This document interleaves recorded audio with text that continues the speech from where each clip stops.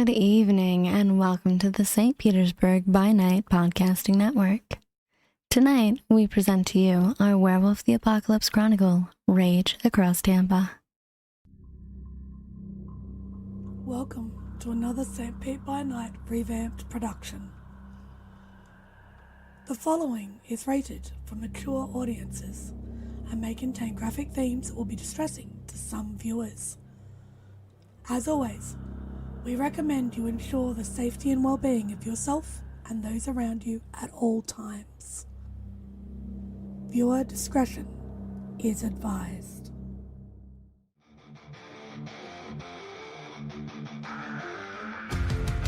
In the heart of night, we rise from shadows,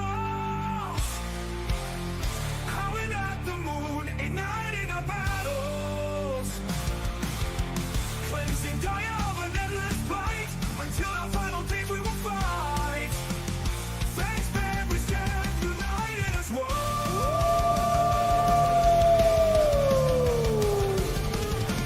Evil spirits lurking with horror and dread. Little light leads us where the brave dare tread. Glory and honor, wisdom in our hand. Together we rise, take our final stand.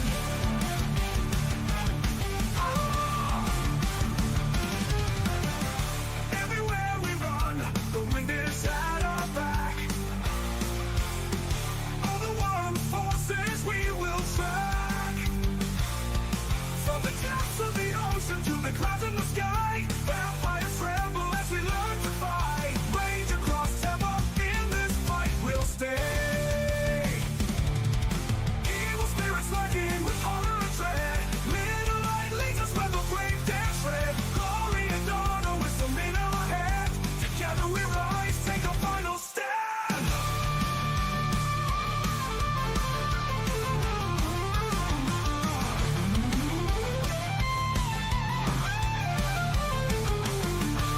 Rage across Tampa, in this fight we'll stay. Everywhere with the pack, let the night be our guide. In battles of honor, we shall never hide. Don't you never hide.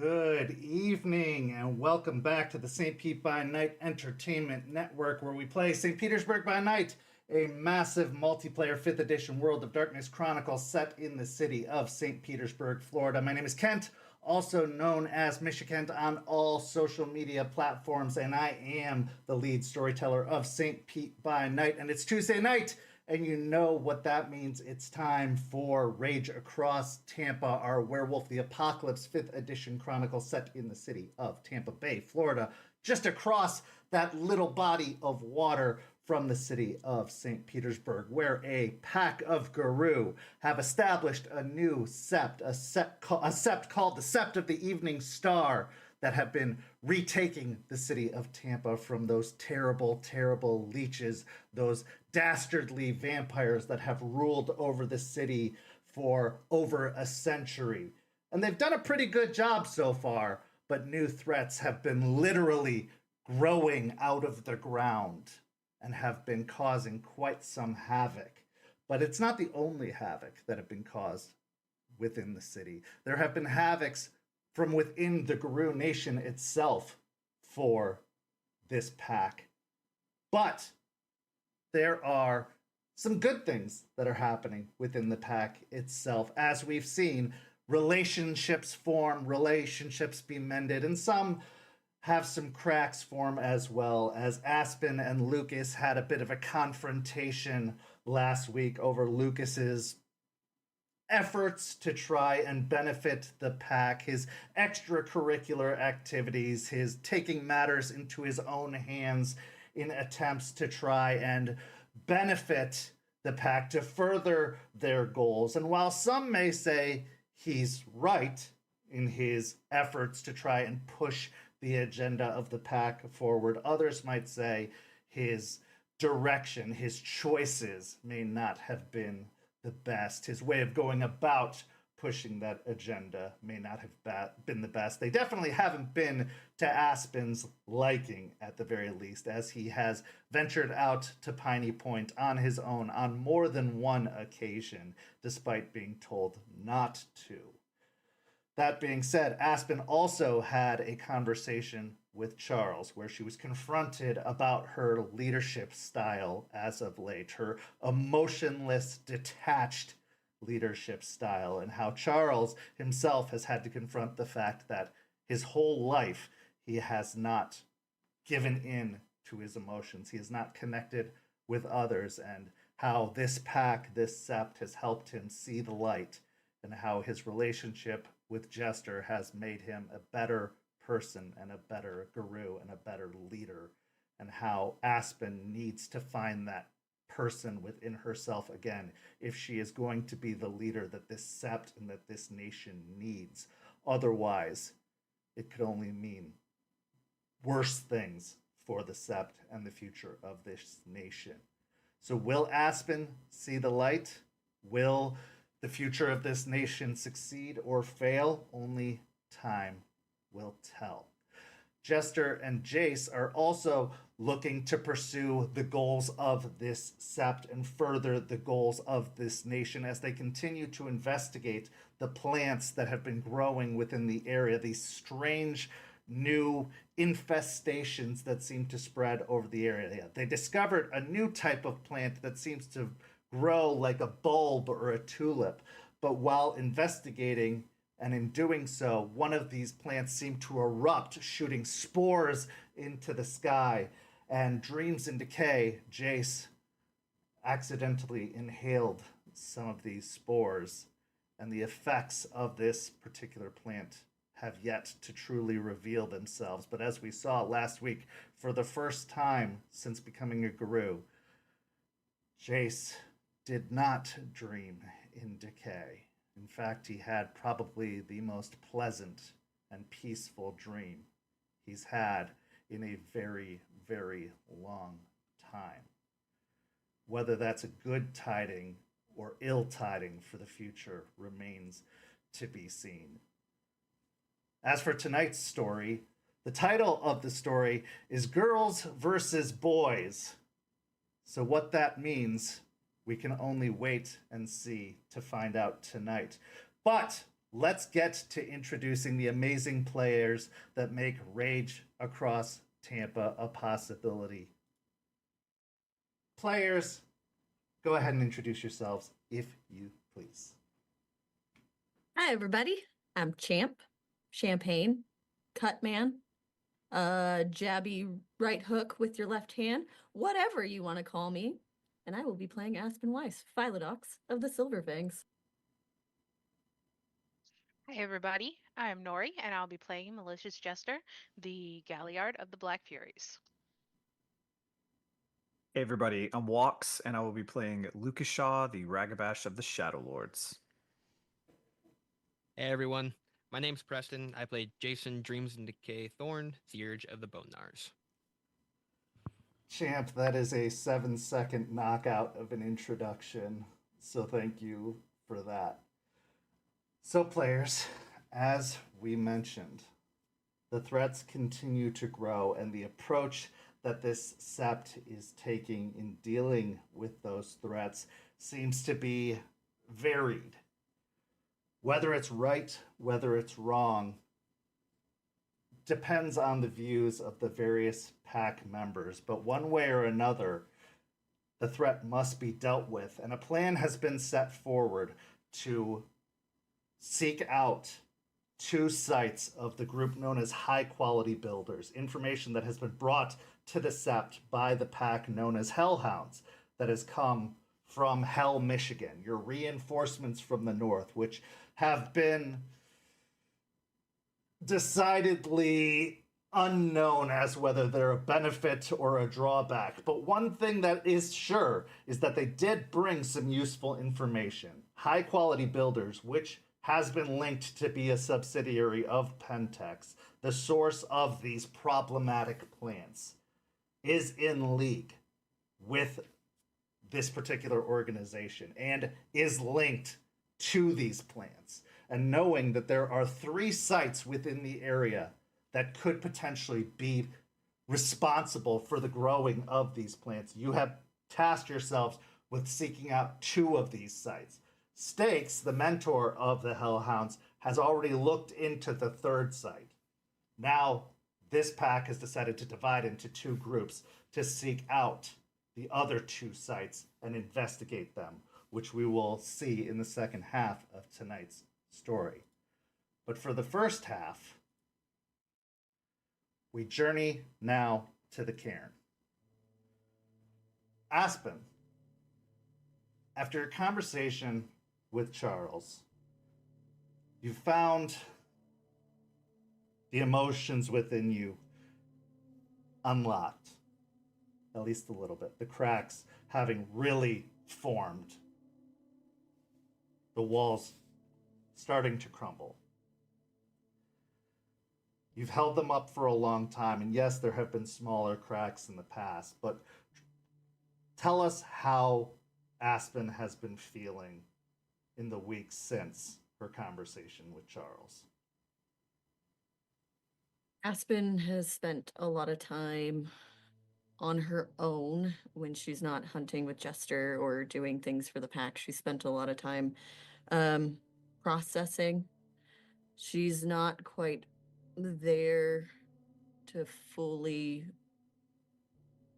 I guess you could say, completely grieve, move into acceptance 100%, but she's has the words echoing in her head that says, I'll try. So she's been coming at it from a more pragmatic questions, answers, little things that she can kind of grab onto without breaking completely. Now, one of those questions that you've wanted answers to were questions of spirit.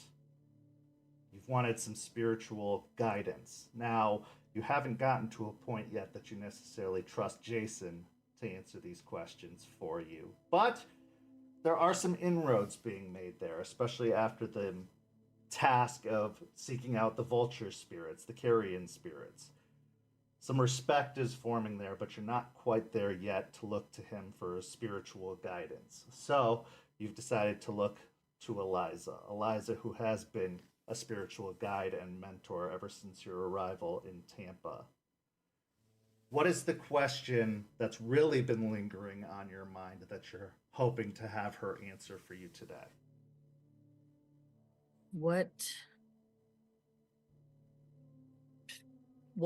happens to the Guru spirits in the Cairn after they die?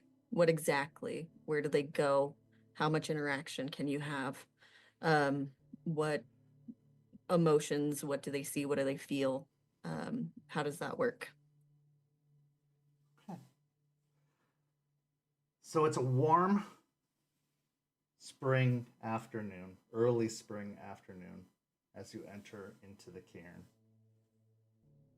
It's always been nice and temperate in the Cairn, even as it was in the late winter or the early spring. Ever since the Cairns opened, it's always been pleasant within the Cairn itself. Whatever the exterior temperature has been, whenever you've entered into the grounds of the Cairn, it's always seemed nice ever since this Cairn has awakened.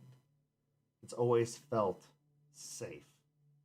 It's always felt comfortable. Whatever your emotional state has been, whatever has unnerved you about the thought of being close to what you know lies within, to what you've tried to avoid confronting within yourself, there's always been a sense of calm, of peace, of comfort, even if you've tried to avoid it, even if you've tried to shake it off. It's always been there. As you head towards the center of the Cairn, you do find Eliza tending to a garden that has been positioned off to one side.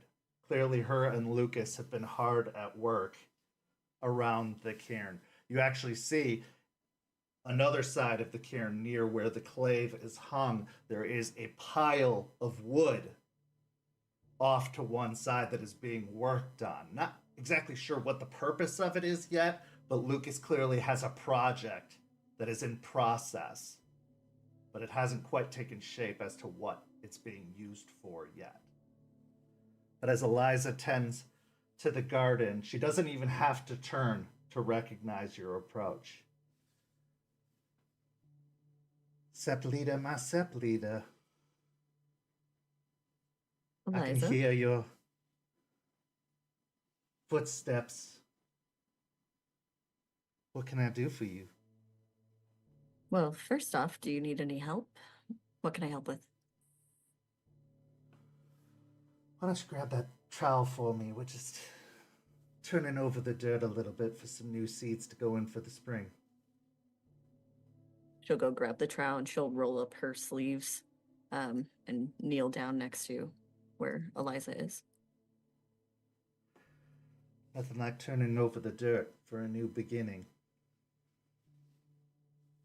Well, careful with all those plants, you know? Oh, I'm not worried about what's outside of this place. Nothing like that's getting in here.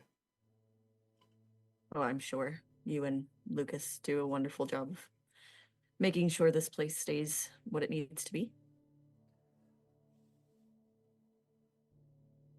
Certainly, although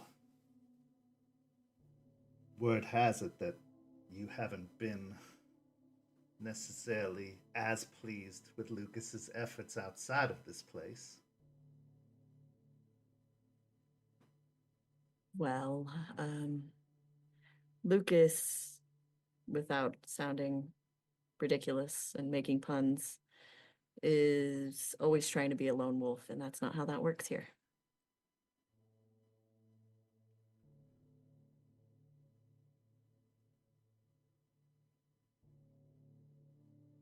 It's hard to teach an old dog new tricks. I understand your concern better than anyone. I was a lone wolf myself for a long time, and I still am getting used to this idea of being surrounded by all of you.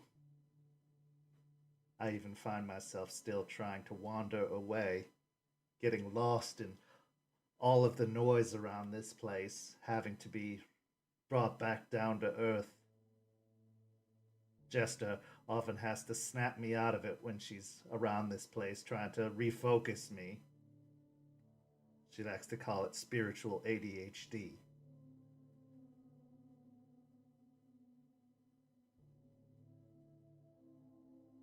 I would advise patience. I understand the frustration, and I understand the concern and worry for him, and for yourself, and for the threat that it potentially could bring back on us. But he is feeling lost, unmoored,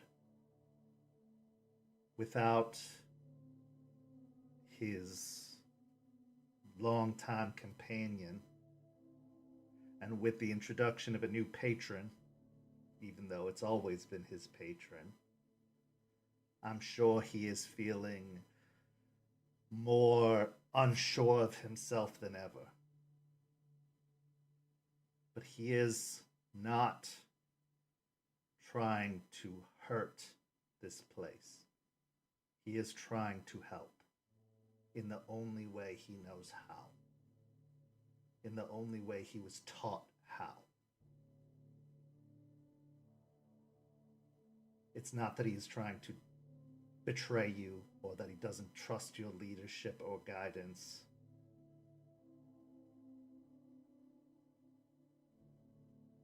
He'll come around. Yeah. No, I know.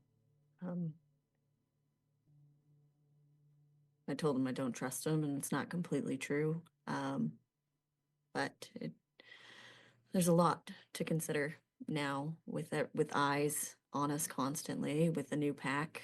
What kind of example are we setting that they could just go on their own and do whatever they want to do?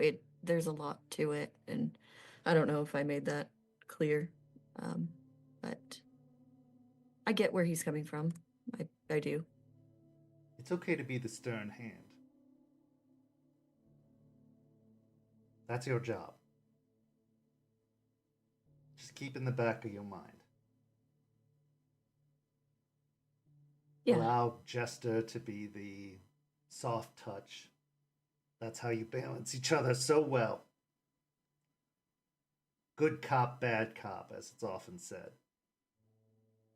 You're doing your job well. He is doing his. But I do believe, in my heart of hearts, he's doing what he thinks is right, and he is only trying to help. I believe that. I think he thinks he's doing what he needs to do. What about you? Are you doing what you need to do? That's a bit of a loaded question. There's a lot of things I need to do, and it's more like juggling knives at this point.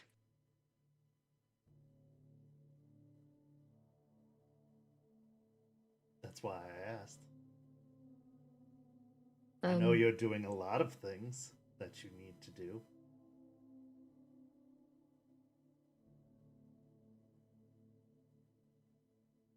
This one of those ask around a question and get me to come to the answer myself type thing?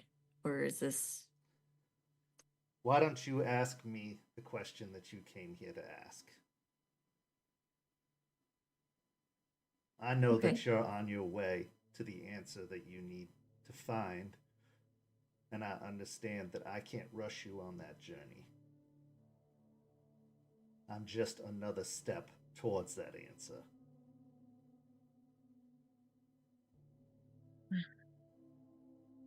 Eliza, you're always so wise. You see through anyone. It's obnoxious, but it's also why we appreciate you so much.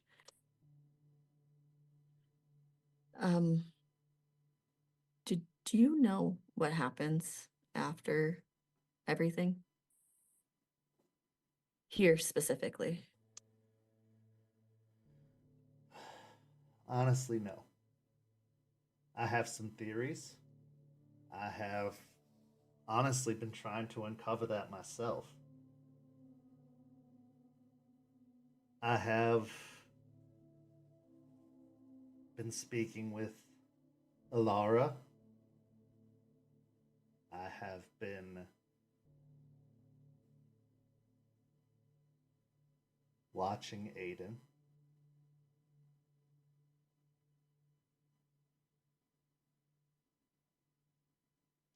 I've been watching his transition.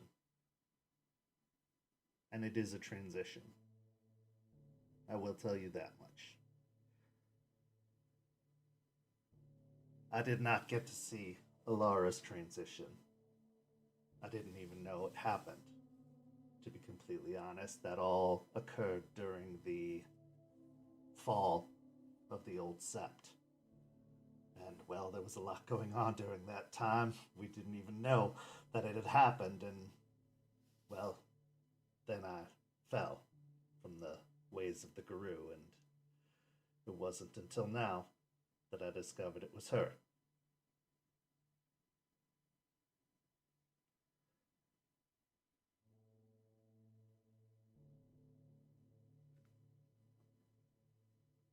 From what I can tell, for the first while, there is a time of transition into acceptance, releasing of your earthly attachment, accepting that you are a spirit and no longer bound. Now, that doesn't mean you forget what it is to be alive. I mean, we are all part spirit now. But it is letting go of the wolf. It is letting go of the man. The other two parts of us. And that takes time.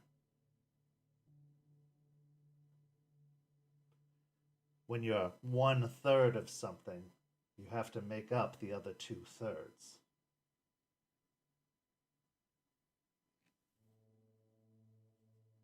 And yes, you are going to lose some parts of you in that process. But I don't think that means you lose your memories. I don't think that means you lose your attachments necessarily. I think they change to a certain degree. So if you're worried that when it's your time to cross over, that Aiden's not going to remember you or going to care for you, I wouldn't worry about that. Or that you're going to forget him or care for him, I wouldn't worry about that. I think it's going to be different, certainly. But I think the bond that the two of you share, just like the bond you share with the rest of the pack, transcends what it is to be wolf or man or spirit. You made a connection of all of those things when you formed as a pack and when you made this pledge as a Caern. You connected to all of the spirits of this Caern. So when you pass on, you will just simply be joining the family that awaits you on the other side. And I believe there will be a familiarity to everyone that awaits you. Jester witnessed a story last week. She touched a tree for the first time. And in doing so, she got to witness the history of one of the spirits that is tied to one of the trees. And I've done so many times as I've tried to delve into the secrets of this place. And while it was like seeing it for the first time, it was also like seeing it again. Like rewatching my own history. It felt familiar. The lines between us as individuals blur in this place. And I believe they will blur even more so when our time in this earthly realm is done.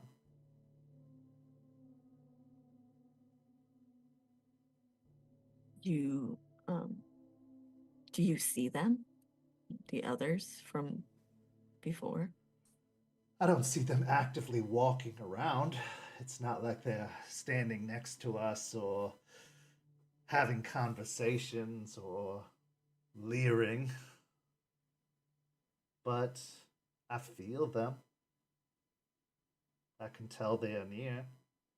And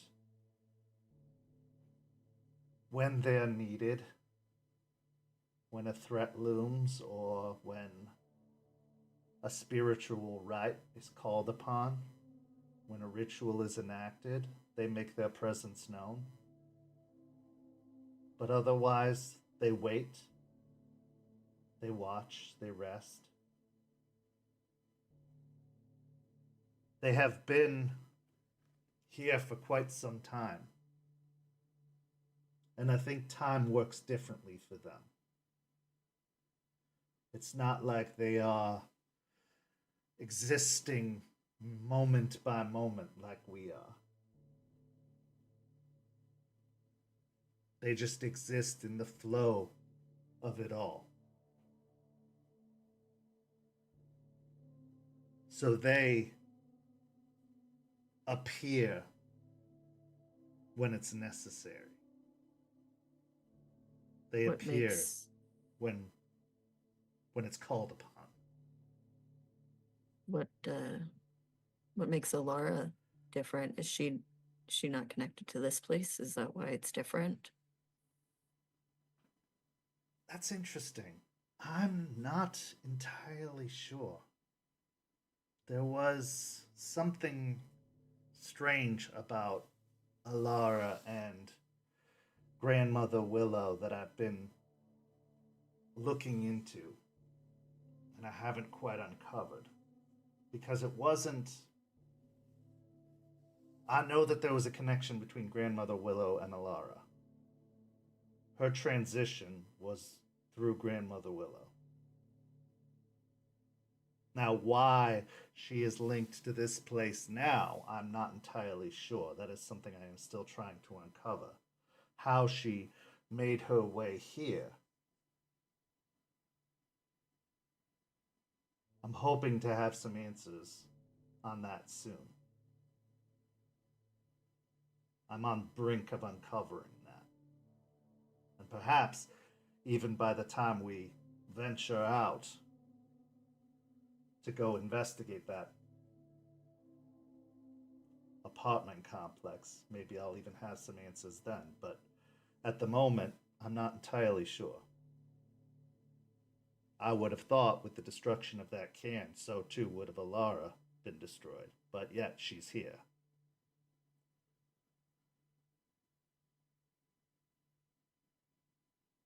I suppose it'd be worth asking her. Although she has never been the more verbose, informational type. She may not even know or care. I've noticed that about her. But she's also the type to just tell you as it is.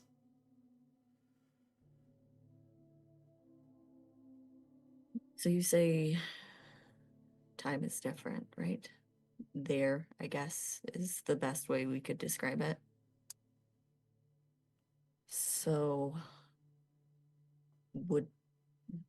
and you said they'd show up potentially for rites and things like that. Do you think they would ever just show up just because, or do you think that they have essence in the trees itself? I guess I just don't understand.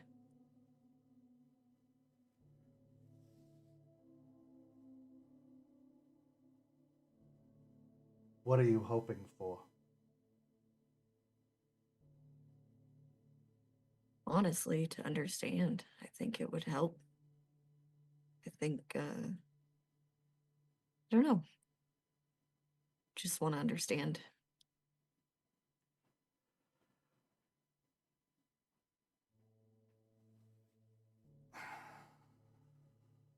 I'm not sure the trees themselves are what's important. The trees are, yes, they are the framework. And if they were destroyed, it would be detrimental. Because they are part of the wild. They are the framework of the wild. But the spiritual energy that makes up the Cairn isn't due solely to the trees.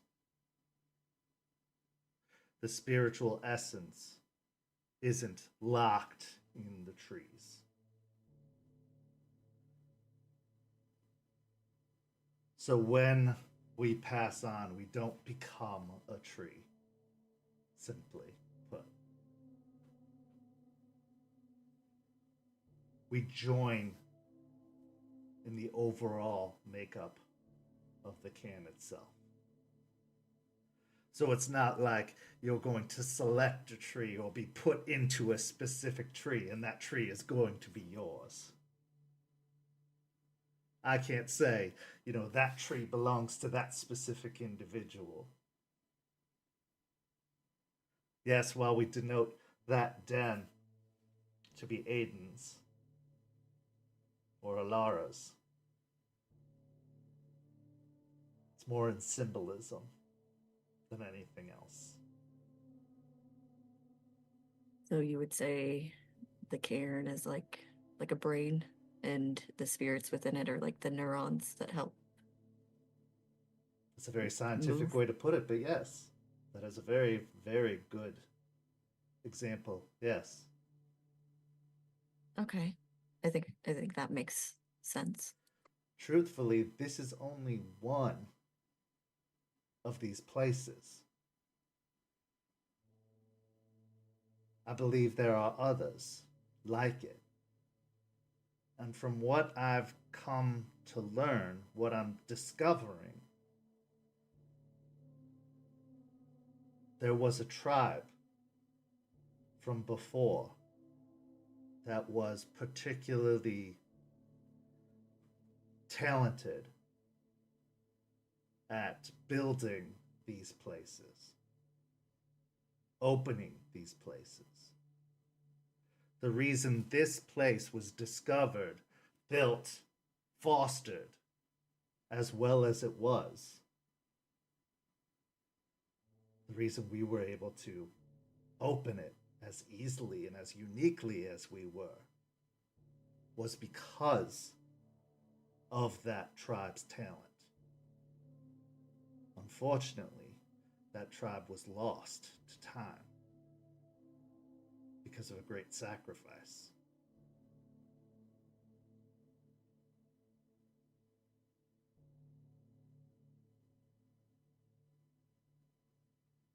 This There's is what more. Jason and I are learning. We're trying to see if we can learn more. But if there are other places like this, if there are other locations like this, it's quite possible that they are interconnected. And that if they too can be opened, that maybe it's not just localized to this place. And if they too can be opened, perhaps that is the secret to turning the tide of this conflict. So like even more esoteric moon bridges. Possibly. Okay. I think that helps. I think knowing, I don't know, I think I just wanted to know more about this place. I think you want to know more than that. I think it's a good step. It's a great step.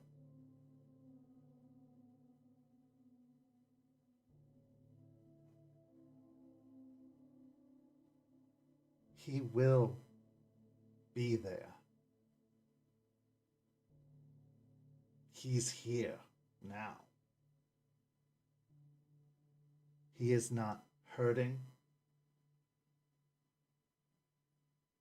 If anything, the only thing that's hurting him is seeing you hurting.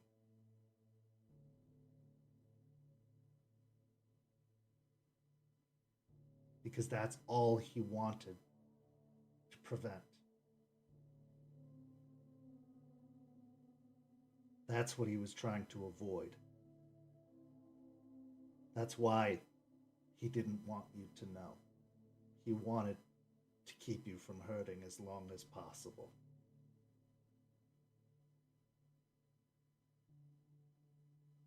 And I think if he knew that this would have been the end result,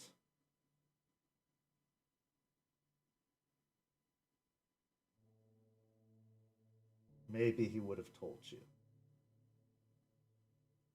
Because this isn't what he would want.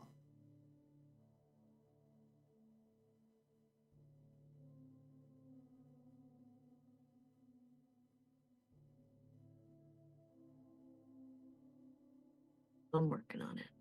I know. And I'm here for you. These things take time. I know that better than anyone. Loss is a terrible thing. I dealt with it for 10 years. You're much further along than I am already.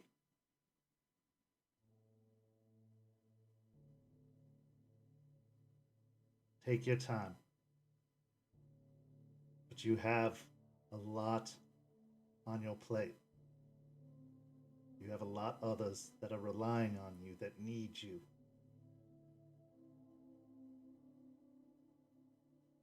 And you have the benefit of knowing that he'll be there.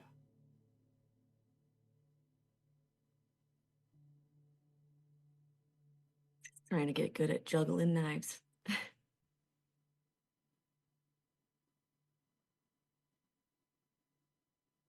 Don't think of them as knives. That's the first step.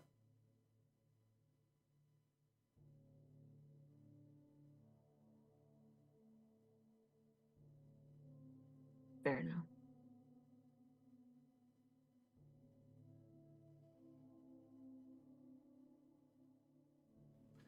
Is there anything else or other that I can answer?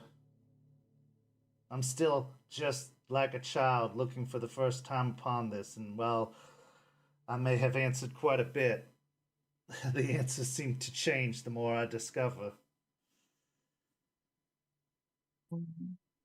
Nothing specific for me. Be interesting to hear. Tell me some fun things while we garden before we go. Well, garden. Well, sure. I can tell you this.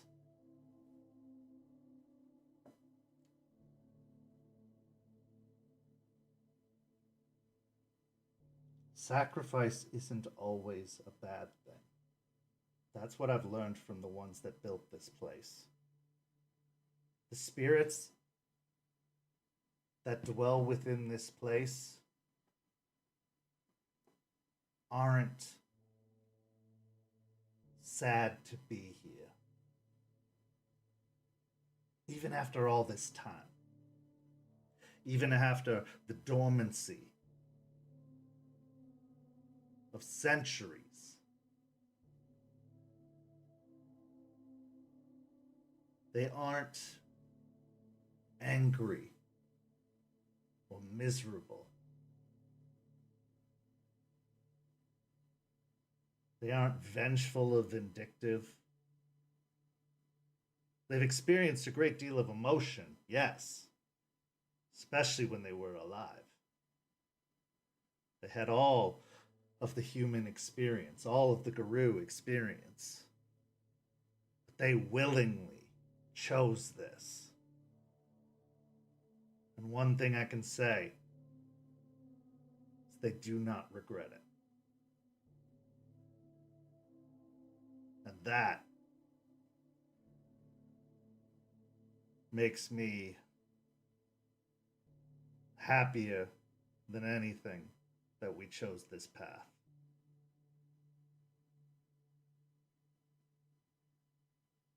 I agree. But let me tell you some stories, maybe to pass the time while we work the dirt here. Absolutely. It'll be good to know who we're, spending the rest of, well, forever with. Oh, there are some colorful characters, let me tell you. With that, she begins digging into the dirt and telling you tales of individuals from history, from a time that you only seem to read about in textbooks. What is Aspen feeling after this conversation with Eliza as she starts to work in the garden herself? I feel like the answers Aspen was looking for were answered. I think she didn't go in there specifically like looking for this or that, especially when it came to Aiden. It was more of a perspective on the whole. So that really, really helped. And it also, talking to Eliza, she always wants to like push a little bit more because she sees her, I guess you could say, kids, and that's what she does. So she kind of knew going in that that was a potential as well. And she's glad she did. She knew it was going to happen. Time with the pack mom is always necessary for healing, even if it's just a little bit at a time. The cairn is full of mysteries, slowly being uncovered, but they most certainly aren't the only mysteries in this city. So as we transition to our next scene, Jace, you have a mystery of your own that has been tickling at your mind. The mystery that is Moses. This man that you met when you first arrived in the city. This man that has been a companion, a friend, a guide, but also a stranger, a curiosity. And now, an unanswered question.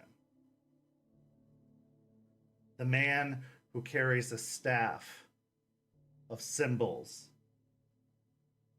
The man who speaks in riddles.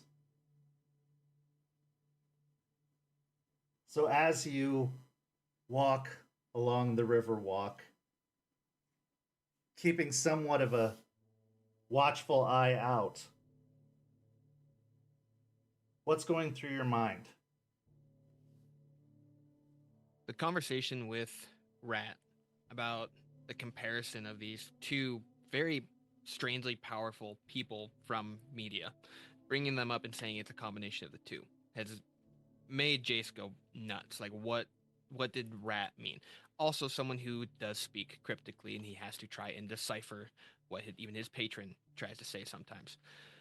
So he's trying to figure out what this guy is. Going back, trying to think when the first time he met, what Moses said, all the other interaction that he's had. What was Moses trying to tell him something, or is he hiding something? Is he putting on a facade, or is he being straight up?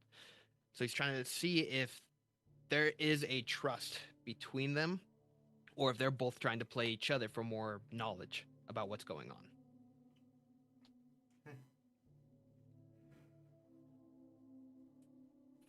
As you walk down the boardwalk, the sounds of the city picking up around you, people conversing. It's always a busy place, the boardwalk. There's activities happening all throughout the day and night. It's a popular tourist destination, but also being so close to downtown, it's just a place where people go to get away from their day-to-day work, just to get near the water. It's a place to take lunches or dinners. It's a place to go see street performers. It's a place to busk.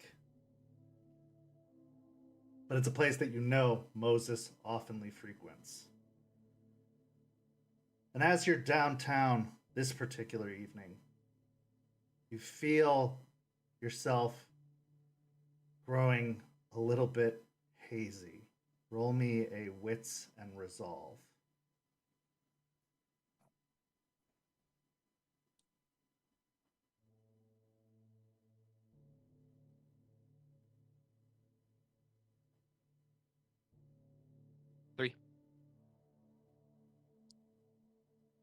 You feel your vision start to blur a little bit at the edges, like a little yellow rim around the edges of your vision. And you hear the voices of people talking nearby grow a little bit louder. Like they're talking kind of too much. Like it's getting too overwhelming, a little overstimulating at first.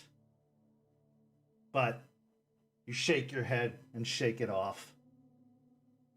are able to kind of shut it out of your mind and your vision clears. And that's where you see, further down the boardwalk, Moses talking to some passers-by. He's got a blanket laid out on the sidewalk, and he's got several candles laid out on the blanket with a little sign that says donations.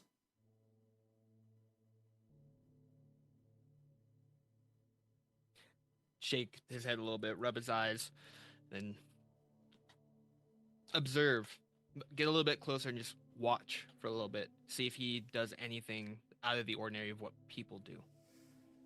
As you're paying attention, it seems that he's seeking donations for a faith center, possibly the faith center that he had mentioned to you the last time you'd met. He's giving out these candles in exchange for the donations that he's seeking. It seems that this faith center is seeking donations for the soup kitchens and the various other services that they offer out, but he's, passing out these candles that come in a variety of scents in exchange. And nothing out of the ordinary. You can see that the staff that he has is underneath his legs as it was before, as he's got his feet crossed over. But he seems to just be smiling pleasantly and having conversations with people who pass by. Occasionally people stop to chat with him. Some people will make donations, but most people just pleasantly wave or ignore as they pass by. After some time goes by, Jason will make his way up to him, make himself known, not trying to be hidden at all. Just approach Moses. Well, aren't you a sight for sore eyes? Yeah, donations, huh? Yeah, thought I'd offer out some help to those in need. It's very kind of you. You look Pretty like good you're donation. being in need some yourself. Thanks. I'm doing fine. You sure? Don't need an aspirin or something? Aspen and me don't really get along. I'm more of a caffeine guy when, like headaches and stuff come by. Ugh. Can't have too much of that, right? Can't stand this stuff myself. Keep me up all night. That's kind of the idea. Oh, well. Couldn't bother with you with none of that. Well, how have the donations been going? Well, a little bit here, a little bit there. It's hard times out here, so I can understand why people are holding tight to their pocketbooks. Yeah, but hard time for some, it's even harder for others. Mm. So, I'll tell you what, he'll pull out his wallet and he'll fiddle through and grab a couple hundred and put it in one of the little cups. Should get it going. I'm not sure I got even enough candles for that, but let me see what I can rustle up here. No, hey, it's just donation. Hey, Don't even worry about it. Hey. I think I got something right here just in mind for you. Just give me a second. All right. Reaches over into the satchel and starts digging through. He pauses for a moment, looks over at you, and studies you for a second. Then he goes back to digging in the bag. And after a moment, he pulls out a candle. I think this is the one right here. Just for you. And he offers it out. All right. A nice $200 candle. Appreciate it. I think this is the light that you need to guide your way. I will never say no to guidance. And he'll take that and kind of like shove into one of his inside pockets of his jacket. But I know you're gathering donations, but you helped me. Are you doing okay? Like, where you been staying at lately? I know that you wander. But Well, a little bit here, a little bit there. The fine folks up at that, Faith Center have been kind enough to put me up a night or two. Thought I'd return the favor here with getting them some donations, but I always find my way. Find a place to put a roof over my head when I need to. Yeah. But the weather's been nice. It's been warming up. So it's been nice to sleep under the stars here and there some. Yeah. I'm still trying to get used to the weather here. The humidity, not so much the heat. Like, it gets hot where I'm at, but it's humidity. That's the kicker for me. Oh, you just gotta drink that in. You just gotta drink it in. Just drink it in, soak it into your skin. You'll never find yourself drying out down here. And then I'll just keep looking young like you, right? Nice. Absolutely. I'll try and get used to it the best I can. Oh, you can. It just takes some time, but you know what? You just take it for what it is. Take some time, get used to it. You acclimate, and then you'll find yourself in the winter freezing yourself so cold to the bone, and then you'll be wondering why you ever stayed up north. All right, I'll take your word for it. It seemed like I might be staying here a little bit longer. The bar's doing better than I anticipated, so I'm probably gonna be here for a little bit longer than I initially thought. Yeah, you got that place open now, don't you? Yeah, you gotta stop by. It's I get some less than cordial people here and there, but you get them a couple drinks, get their belly full of something, and they're usually pretty good afterwards.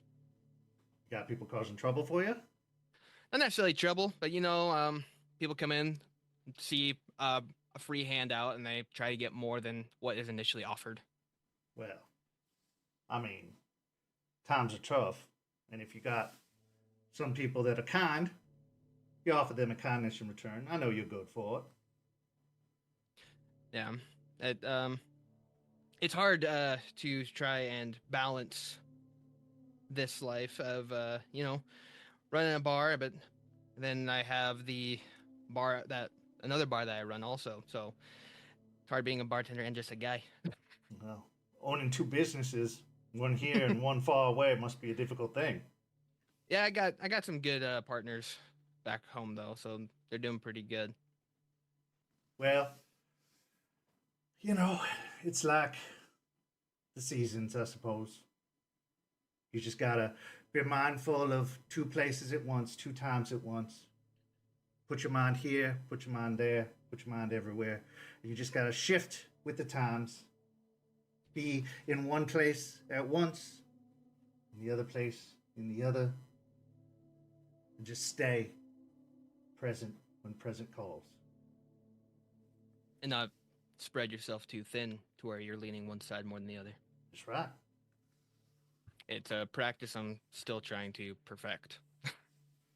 Just make sure you don't let yourself get too angry or too stressed. Don't want yourself making too much of a mess. I usually don't. I'm usually not the kind of. I'm usually the one to, see a mess and go and clean it up. I try not to create too many. Absolutely. But don't be worrying yourself much with cleaning up too many other people's messes. People got to be responsible for themselves. Yeah, it's people actually taking responsibility for themselves or staying true to what they are. That's the part that's That's the part that's hardest. Do you feel like you're being true to yourself? As true as I can be. It's like I said, it's a weird line to walk. Being at the bar, I got to be the guy who makes the decisions, who got to make the final calls on stuff. But there's times I don't want to do that. But that I chose that. Like, I don't know if you ever been in that position where you chose something or you got something on you, and now you're just kind of stuck with it, and there's nothing really you can do about it. I spent a long time being responsible for others. That was a hard life. I wouldn't take it back for the world. But time came where it was time to move on. Be responsible for myself, and only myself. And don't get me wrong, I still care for others. Very much so. But being responsible to one's own self, and just oneself, there's nothing more freeing than that. Being able to just wander the open road, being able to hear stories, but also just being able to let them float upon the wind like motes of dust. Being able to leave burdens behind. That's true freedom. throwing off the chains, leaving off the shackles. Just be careful. You get so caught up in other people's stories, you forget to write your own.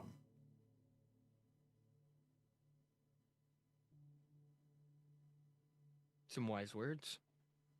Yeah, I've been around the block a few times, ridden At least enough twice. boxcars. The responsibilities that you have, those people that you're responsible for, you ever think about them? All the time. Any regrets?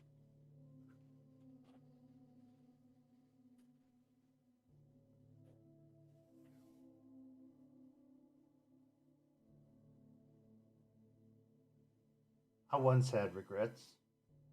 Not anymore.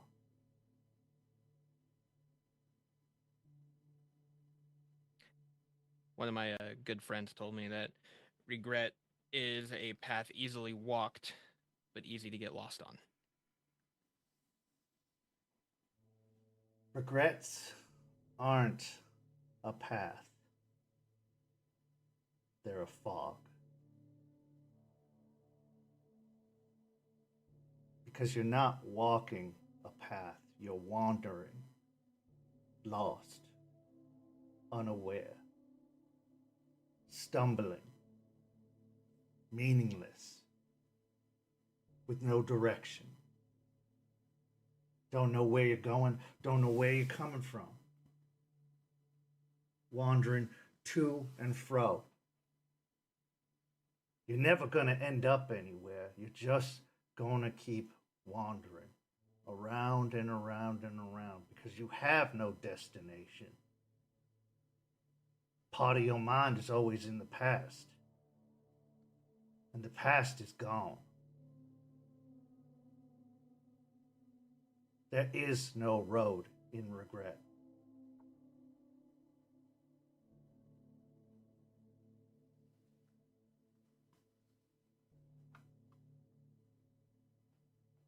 Then why do you wander?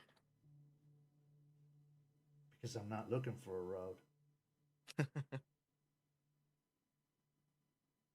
You making your own?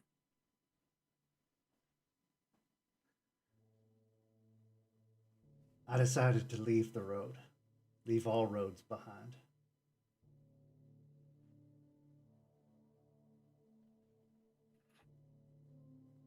Sounds peaceful in a way. It is. I just like to float now. Wherever it takes you. On the wind, like a leaf on the wind.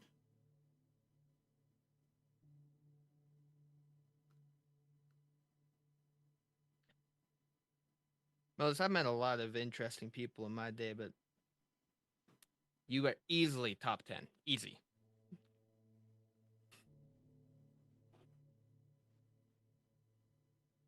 I'll take that as a compliment. That I mean it as a compliment. Interesting people are the people I like keeping company with. Normal's boring. Overly eccentric can be too dangerous. So Well, everybody has a story. Honestly, everything has a story. Not just people. Every leaf, every stone, every piece of paper.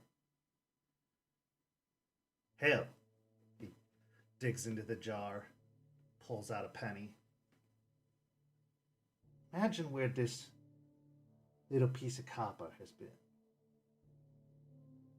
From when it was dug out of the ground to when it was pressed into this back in 1954. How many pockets has it been in? How many jars? How many cash registers? How many sidewalks has it fallen upon? How many states has it crossed? How many countries? Only to end up here, in this jar. And where will it go from here? Will it end up on a train track somewhere as a fleet of fancy for some school child? Or will it just end up going out of circulation when the government decides they're through with this particular form of currency one day? Or will it end up pressed into a collection? Who knows? Maybe it'll just continue to wander like me. Well, you keep that one with you. Keep that penny in particular. And It's it'll going wander to a all over the place. donation. It's not And mine someone to will decide. find He I thought drops it about back that. into the bin. Thought about that for a few different things. There's those dollar bills that like the whole track where I've been thing. He'll pull out his phone and he'll pull out a dollar with like the QR code and he'll show him. See, this one started Montana, and it's gone to Wyoming, it's gone to Nevada, Texas, and now here, Florida. And that's just what it has since that's been put on here. So yeah, there are a lot of stories with everything. Everything tells a story in some way, shape, or form. And one day when I have more time and you aren't as busy, I want to hear all about your story.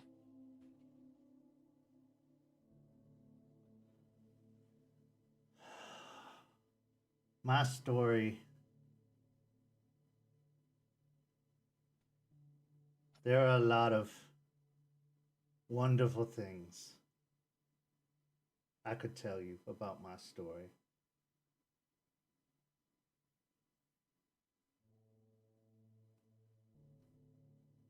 But I will tell you this.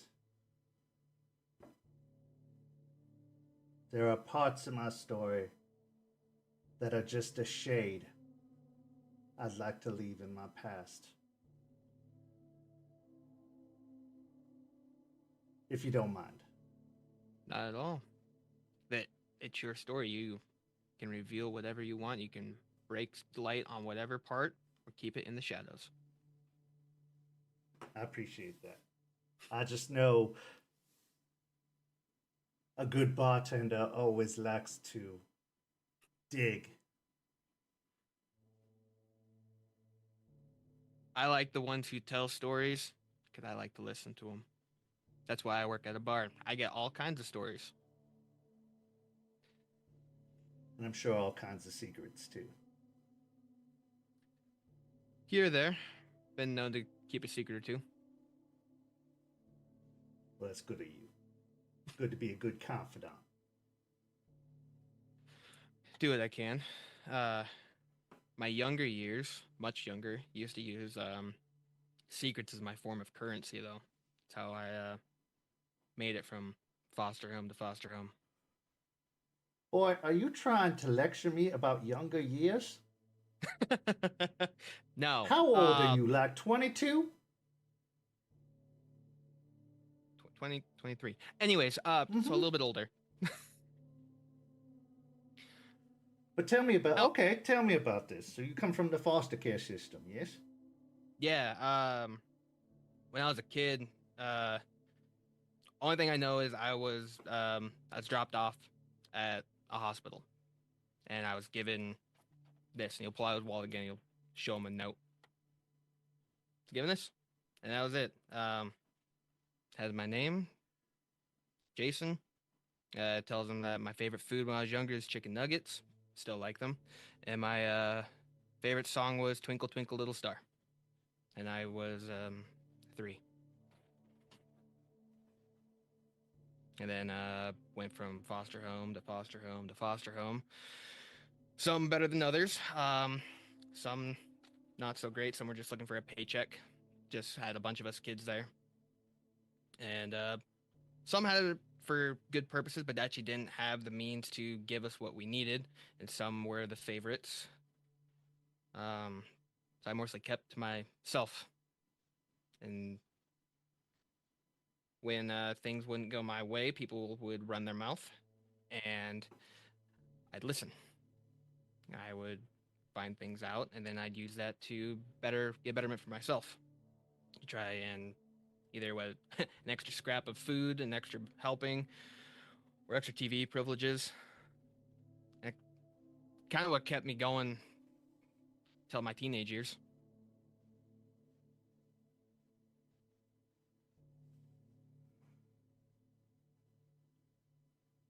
Sometimes what seems like a worse off situation was better than the alternative.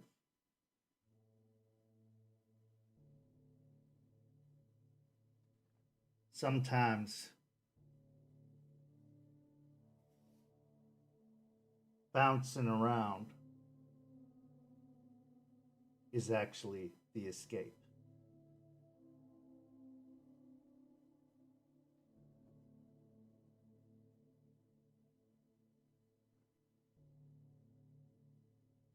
And it made you what you are. And what you are is a good person. I try to be. You are. I appreciate it. You left But an unhealthy situation.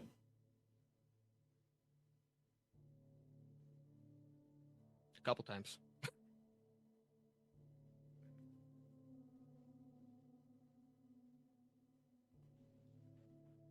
I'll bore you with my teenage years another time though, because that was a different Jason. One thing I will tell you, Jason, in all our talks, you will never bore me. The feeling's mutual. But I feel like I might be warding off some of your donators. So there's always time for more of that, but I'm sure you got business to attend to and customers that are waiting for you at the Split Helm. Yeah, it's getting a little late. It's getting about that time for opening, and I probably have people at the door already. And like I said, they get a little rowdy. Absolutely. Well, you run along now. Don't let this old man be an anchor around your waist. You're far thing from pulling me down, but thank you, and thanks for the candle. I'll probably light that tonight. You give that a light. It'll clear some things up for you, I'm sure. All right. Well, he'll reach his hand out and to shake his hand. As he reaches up and grasps your hand, roll me a stamina and resolve.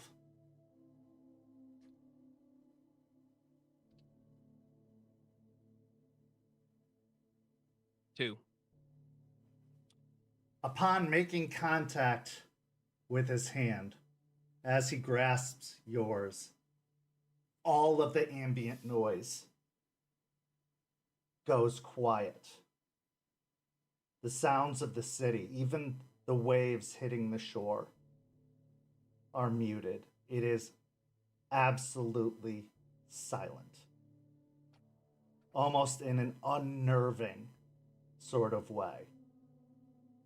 There's nothing.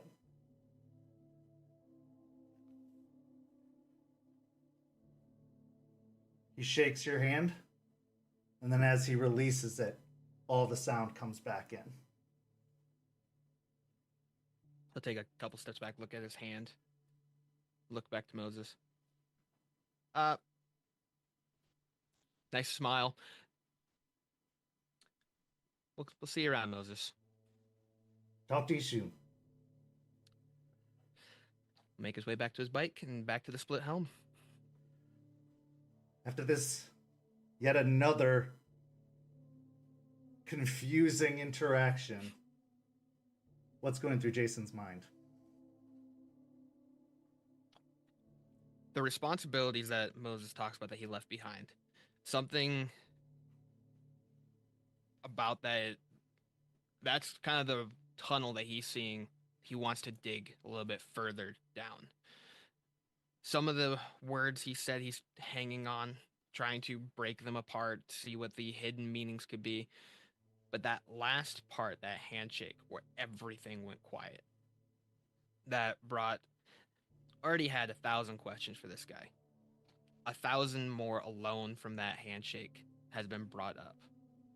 So the ride back is going to be rough. He's going to have a hard time concentrating because his brain's wrapping, trying to get this figured out. Mysteries on mysteries on mysteries.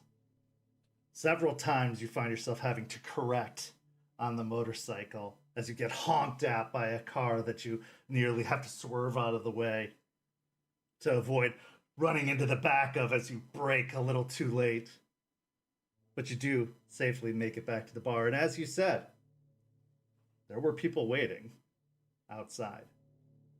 Although, you can't help but shake that feeling. Why did everything go quiet? That is very unnerving.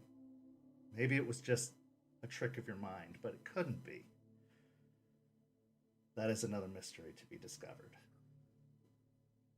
We transition now to the last scene of the first half of tonight's story. We return to the cairn, where Lucas works diligently on that project that we mentioned earlier. However, it's a few days later, and Lucas, you are finally putting the finishing touches on the table and chairs that you have been working so diligently on. And it is a masterpiece. Jester, you have also been working at the cairn, working along with Eliza, as she has been working on the garden and also some other ornamental work, continuing to spruce up the cairn itself now that you have another pack in the area, making it more presentable and pleasant. And you've seen Lucas proceeding on this project throughout the days, but you know you've wanted to have a conversation with Lucas, especially after hearing about his interaction with Aspen from Charles. So as you go to approach him, you see the work that he's done. Lucas, go ahead and describe what it is you've built. So the tree where the clave is hanging has now had a chair, a large chair affixed to it. And coming out from that chair is about a 12 to 13 foot long table carved out of a single felled piece of live oak. There are 10 positions going down either side away from the furthest chair. Each one of those positions, and the chairs are just stumps that are sitting in that area. But each one of those spots has the guru glyph for the sept positions on it. And the last 3 at the very end of the table are unmarked. But also on the edges of the table, going down the table, excluding the sept leader position, that doesn't have one on it, are the 13 symbols of the tribes, not just the 11.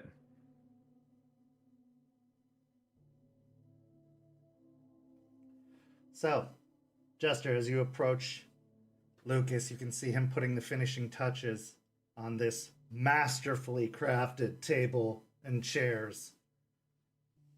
It is a work of art, and you can tell that he has put a great deal of effort into this, much more than probably any other project he's built within the area. It is definitely a sight to behold and will be a focal point for meetings in the future, especially with newcomers to the sept. I'll give a little whistle. Looking good. He'll kind of snap out of what he's doing and look over his shoulder at Jester and look back at what he's doing. Yeah, I got tired of sitting at the poker table and folding chairs. Just didn't feel right anymore. This Didn't fit the vibe. Yeah, this I needed to do something, so I did this. Do you not feel you're doing enough? I've been trying to build houses for like 2 weeks now, and I don't know. I'm just not a house builder. But apparently, furniture is a thing I could do. So it just kind of happened. Well, it looks really, really lovely. Thank you. Did she send you over here to talk to me? No. Kind of came by myself. He'll go back to his sanding, still just kind of listening. Can I sit? Yeah, your spot's right over there. Or over there. Where there's two. But eventually we're all gonna have one job, but I guess you get to pick now. I'll take Telsinger for now. I'll go sit at the Telsinger one. So, how are you doing? Well, obviously keeping busy, so that's something. But no, I'm good. I did a little knocking on the sky for a while and had a good conversation. So I feel better. I don't know if I'm the only one that feels better, but I feel better.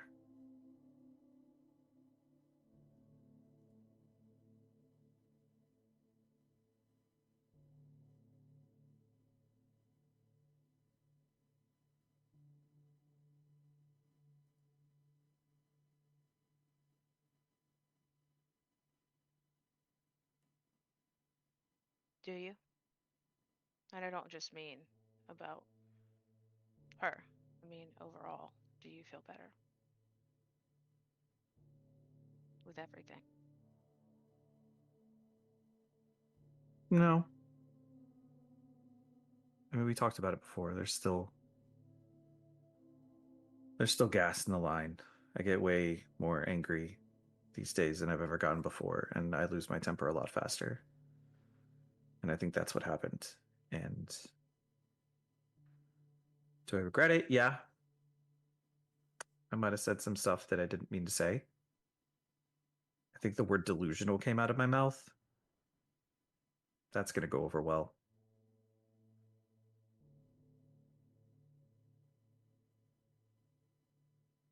I don't know. I just wanted to do something. I get it. I get the anger. And the wanting to do something, the wanting to take action, trust me.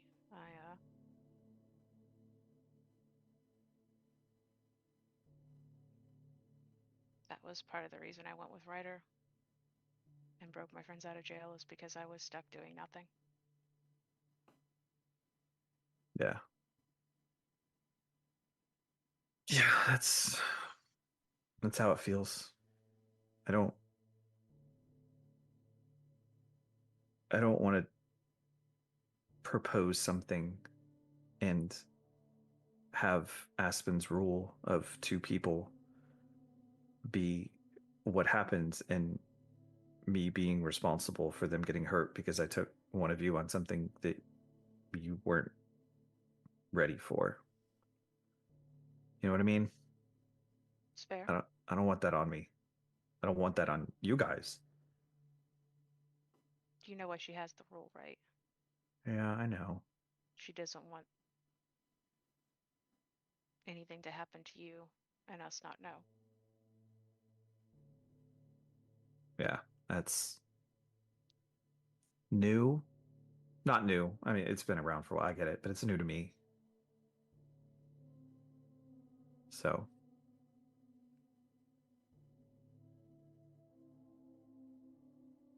I am in no way trying to accuse you of anything of this question, but why don't you talk to her about it before you go and do these things? Or talk to anyone about it? You guys will tell me it's a terrible idea. Maybe not.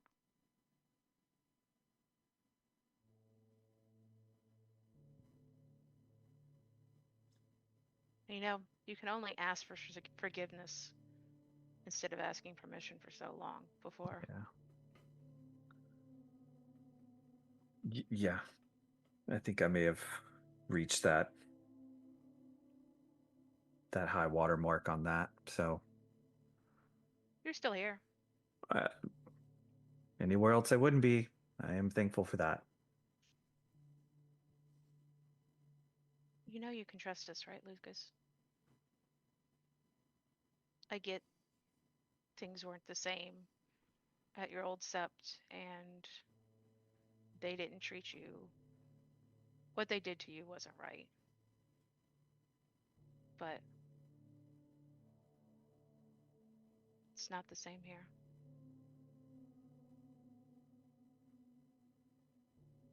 Up there, they don't. Let me back that up a little bit. Did I ever tell you about my first change? I don't think you have. I don't think I've told any of you guys about it, but it's not normal. I mean, you knew.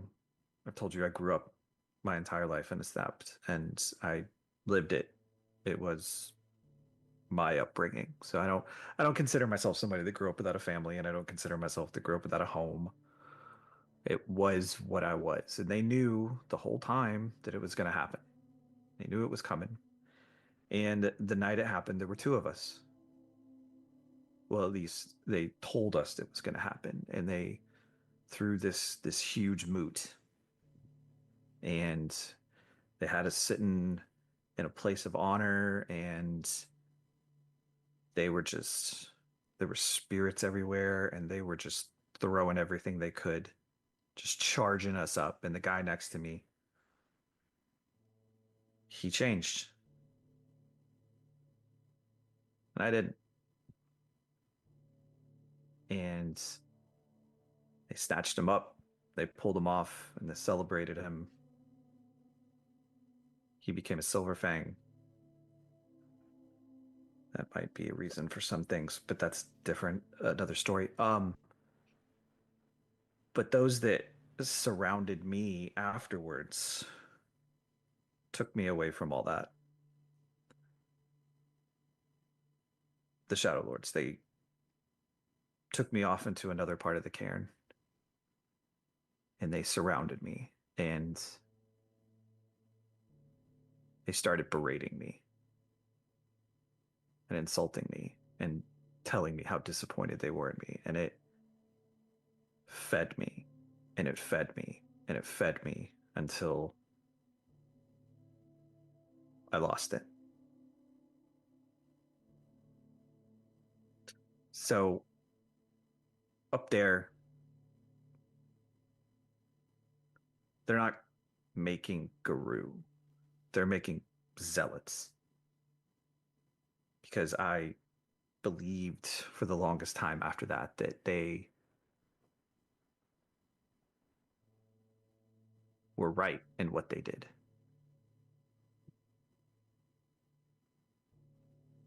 And so maybe a little bit of that I'm right no matter what, and I have to believe that because that's what they did, sticks around in me. I don't know. But I'm not there anymore, so I had to figure something out.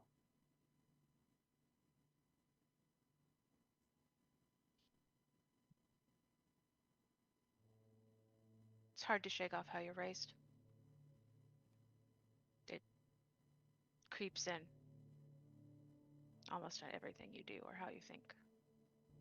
Undoing that takes time and work. Actively thinking about it and trying to change how you're thinking. Honestly, it's how I got through the shit with Leon is working through some of that. Yeah, that's fair. That's fair. They weren't right. What they did to you wasn't right. No child, Garu, human, Ghislaine, spirit, whatever, no child should be treated like that. No child should be raised like that. You're not a soldier. You're not a zealot.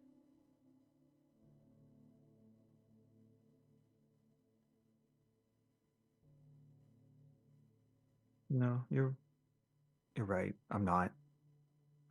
It's just when you have everything that you have done, all your training, all your everything put on hold for a long period of time, you get weird. And I think that's what it is I feel sidelined. I feel like I'm not doing anything. And maybe that's a good thing. Maybe it is. Maybe I shouldn't go out and do the things that I want to do and that I was trained to do, because maybe they're not all good things. Maybe that's true. I think you're looking at...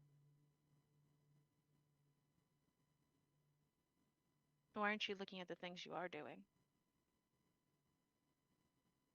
I'll take his hand and pat it on the table. That's what I'm trying to do. You're working with the bikers. Yep. That's a new experience. That's an odd. I actually do need to talk to you about that. I don't mean to pivot out of this real fast, but that's Okay. odd that you bring that up. But we'll get to that. We'll get to that. But yeah, I mean, I hear you. I understand what you're saying. It's And not just the table. You've done a lot of work on the Caern. You're making this a home for us. And we want you to be part of that home.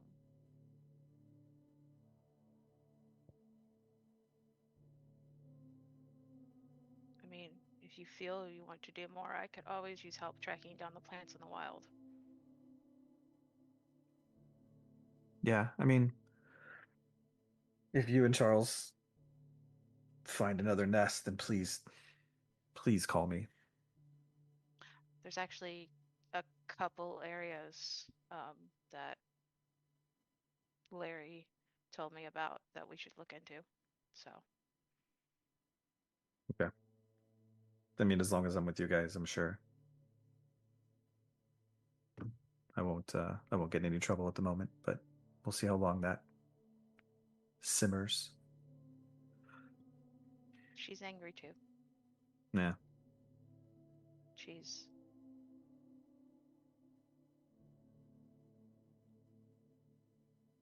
getting better, but there's still a long way to go. She told me she was afraid I was going to stab her in the back. You called her delusional. I did call her delusional. She was really loud. I called her delusional. Yeah, you're right. That was... Maybe Boy, you should have been there. It was good. No.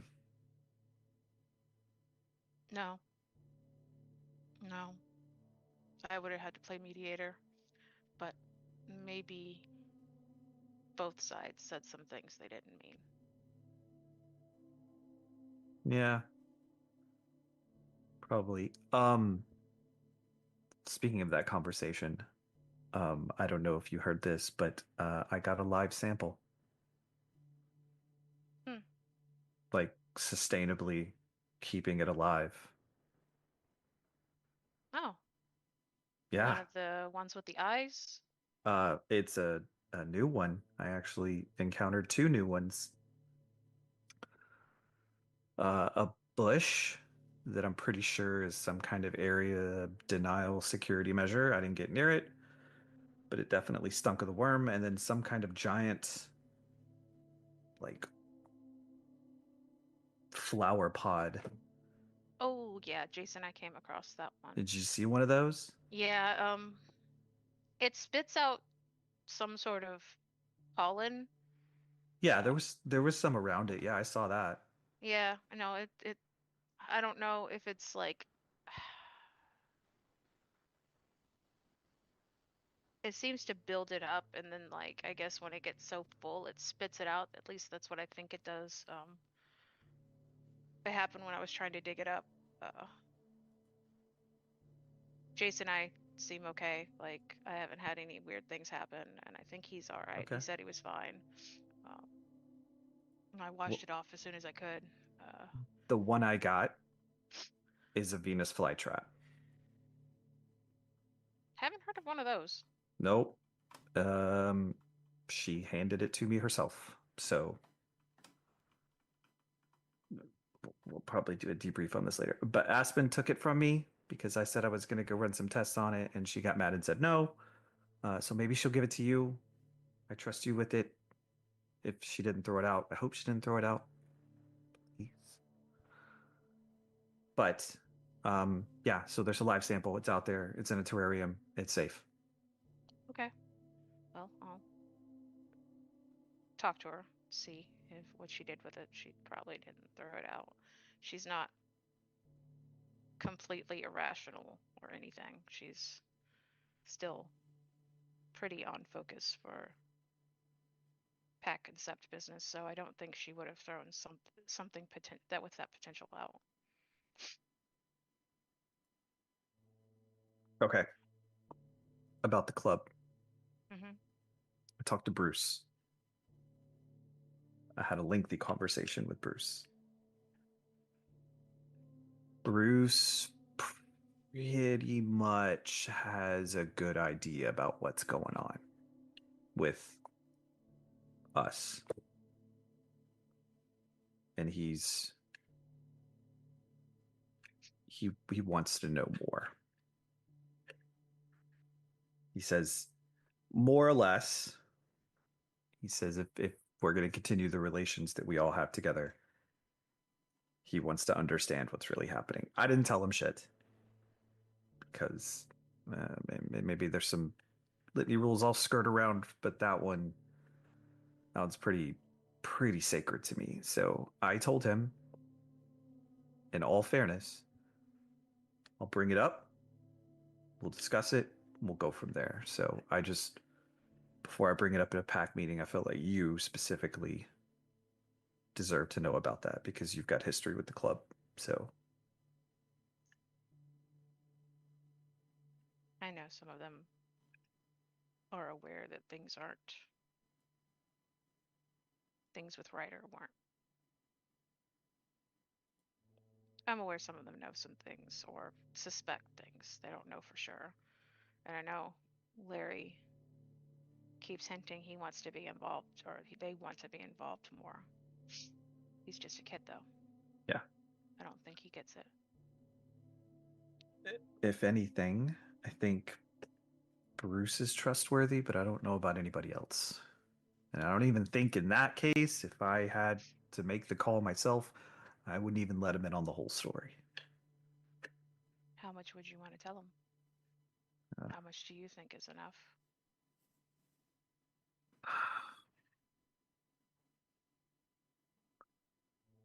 Broad strokes, what we are, what we do.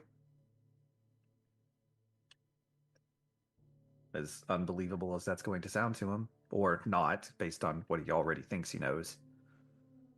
I think that is satisfy enough of what he wanted to know, but we got to come to this decision as a pack.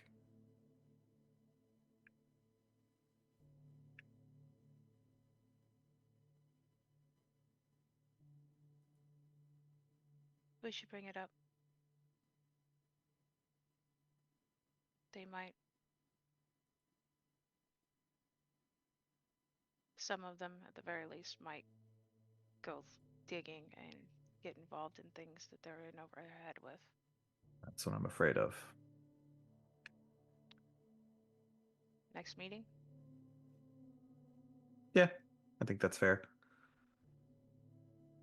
And you know, we often like to find each other out of the blue too, so with as much as prospects cycle through that place, might be worth sending stakes over there to poke around just to make sure. Yeah, it's fair. Have you tried? I don't do that anymore, you know that.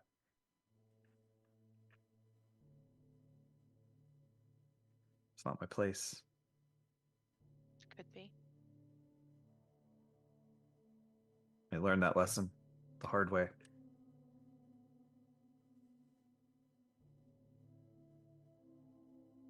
You know, lessons aren't to stop doing things, just not to make the same mistakes you made before.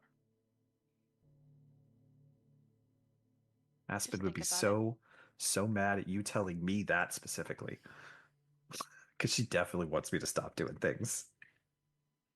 No, she just wants you to tell her before you do it. Trust me, I've been through this with her. Yeah.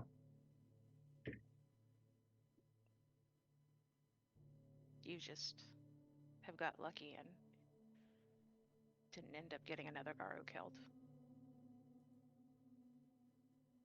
Why go by myself? Then you'll get yourself killed, and then That's probably how it's gonna go. Yeah. you have to live forever as a tree while we deal with the emotional trauma of it. Oh, no, I'm not gonna be by myself. It'll be me and Aiden laughing at the rest of you.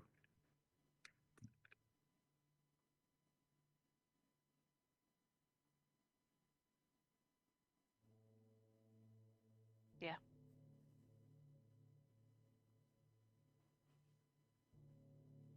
Speaking of making horrible mistakes, um, Eliza talks. Mm-hmm. Yeah. Mm-hmm. Mm-hmm. Well, I thought you had bad taste before.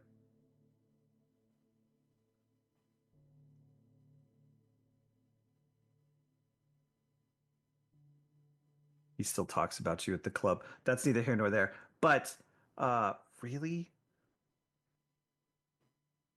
Will is a rebound. That's a word That's why for it it. only happened once. He just refuses to believe that. Charles is different.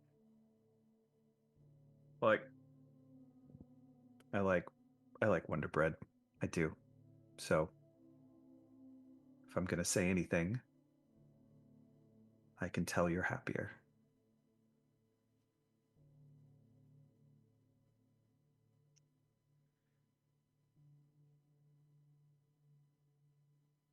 After Bateman destroyed my hopes and dreams for the life I wanted, I struggled for a long time.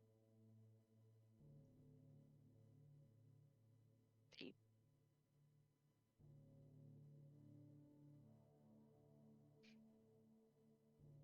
Leon was the kind of final blow in that, and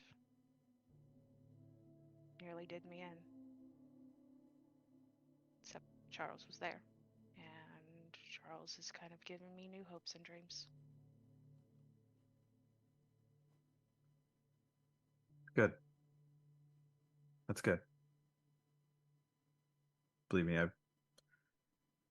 I know what it's like to invest a lot of your emotional energy into something. Maybe not necessarily someone, but something, and then have it all kind of blow up in your face and feel like it's your fault. So I get it. So Yeah. go get that fucking happy ending. Somebody's got to around here. I'm not that naive, Lucas. Well, I'll just settle for happy right now. it's relative. It's all relative. It's all relative.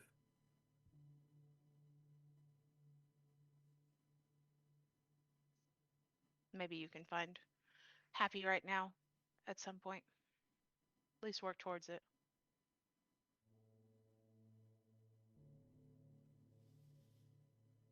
Grandfather told me to build bridges. So I built a table, but I do shit my own way. So here we are. I'll figure it out. I mean, stand up, uh, take my shoes off, and step on the table. This thing could hold all of us in Krynos. Don't even think that it can. This thing is strong as shit. This is live oak. What are you talking about? If you think about it, I'll walk across the table. Yeah. Table could be a bridge, get you from one place to another. Oh, walk across it to another seat, one person to another. It's true. Jester, It's very true. as you're stepping on the table, a vision takes you.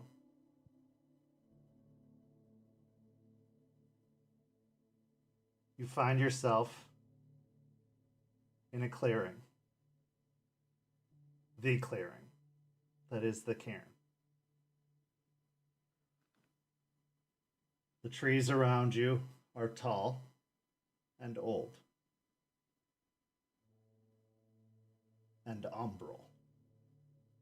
The wild is taking hold. The ground is rich and full. The area is crowded. You are surrounded by individuals that you don't recognize, but they seem familiar. All of them. They're all standing in a circle around two figures in the center. One of them is the white wolf you've come to know as Alara, and the other one is Aiden.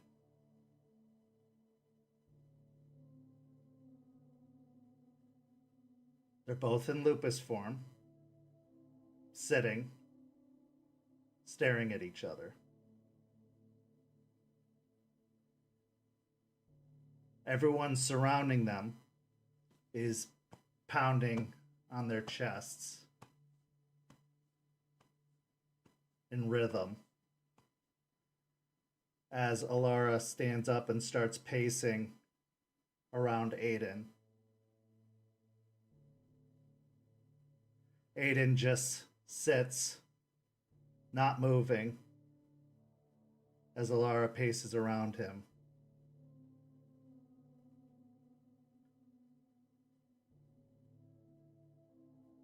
And then she stops in front of him once more.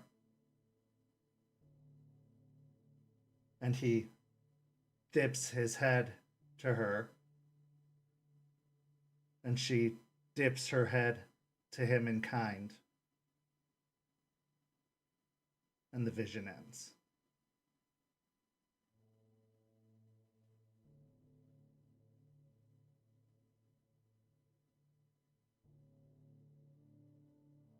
Kind of stumble a bit once I get the vision and kind of go quiet and stand still. Kind of step forward, like arms out, like, are you good? I'm okay. Was this wood from here? Yeah, I didn't cut it down. It was already down. Ah, cool. Cool. So I've been learning something new. Touch Okay. the trees, you get kind of memories from people of the past, but that was not of the past. I think Aiden's becoming a spirit. I don't know. It's a weird vision. I didn't like make a table out of somebody, did I? I don't think that's how that works. I don't think we Okay. literally 'Cause become trees as much as I joke about it. I would feel really, really bad about that if I did that. Okay. Nothing happened to me. I haven't touched this thing like all week. So, uh, fine. Okay. Hmm.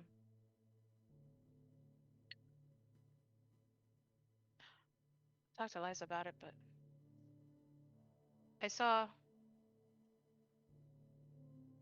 a circle of people. I think they're spirits from the old tribe that belonged here, that opened this cairn. Created it, actually. They were apparently very brilliant at creating cairns before they disappeared. They were surrounding the White Wolf. Her name's Alara. And Aiden, both in lupus wolf forms. And it looked like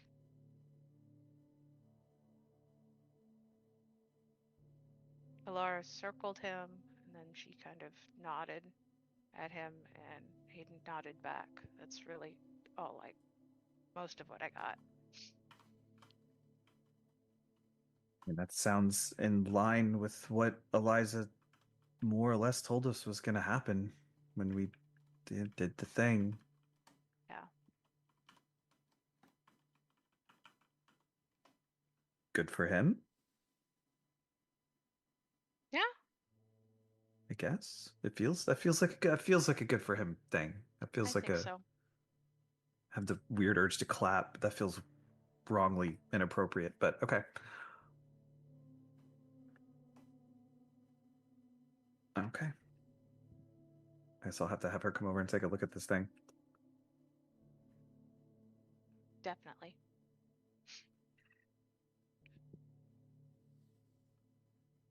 You know, I've been telling this to the others too. You can always talk to him. He may not be able to respond right now, but he can hear you.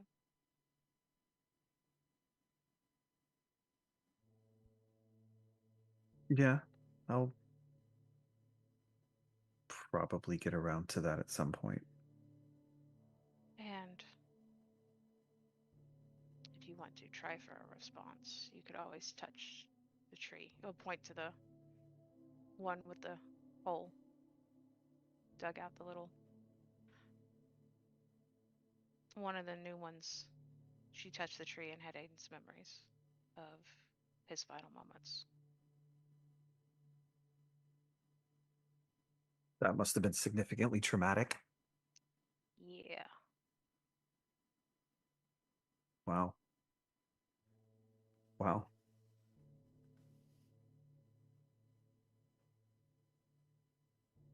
Okay.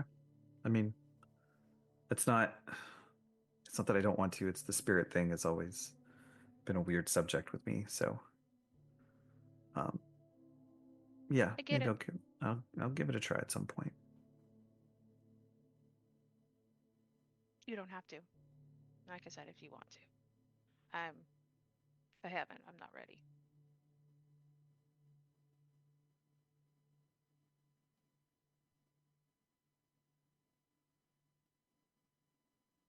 All right. Hey, grab some sandpaper. Let me finish this thing out. Okay. As two pack members set to finishing a project that will hopefully be a lasting image, a lasting symbol of a growing sept, there's an understanding built, a foundation, a comfort, and hopefully some healing. Good cop, as opposed to Aspen's bad cop last week. Hopefully Lucas feels that there is some support within the sept to be had. And that vision. Maybe there is something to the spiritual side of things in this cairn. But it does leave some questions. There are so many mysteries to this sept. But those will have to be answered later. Because this pack has a mission. And we'll get to that mission when we return from the break in just a few minutes. See you shortly.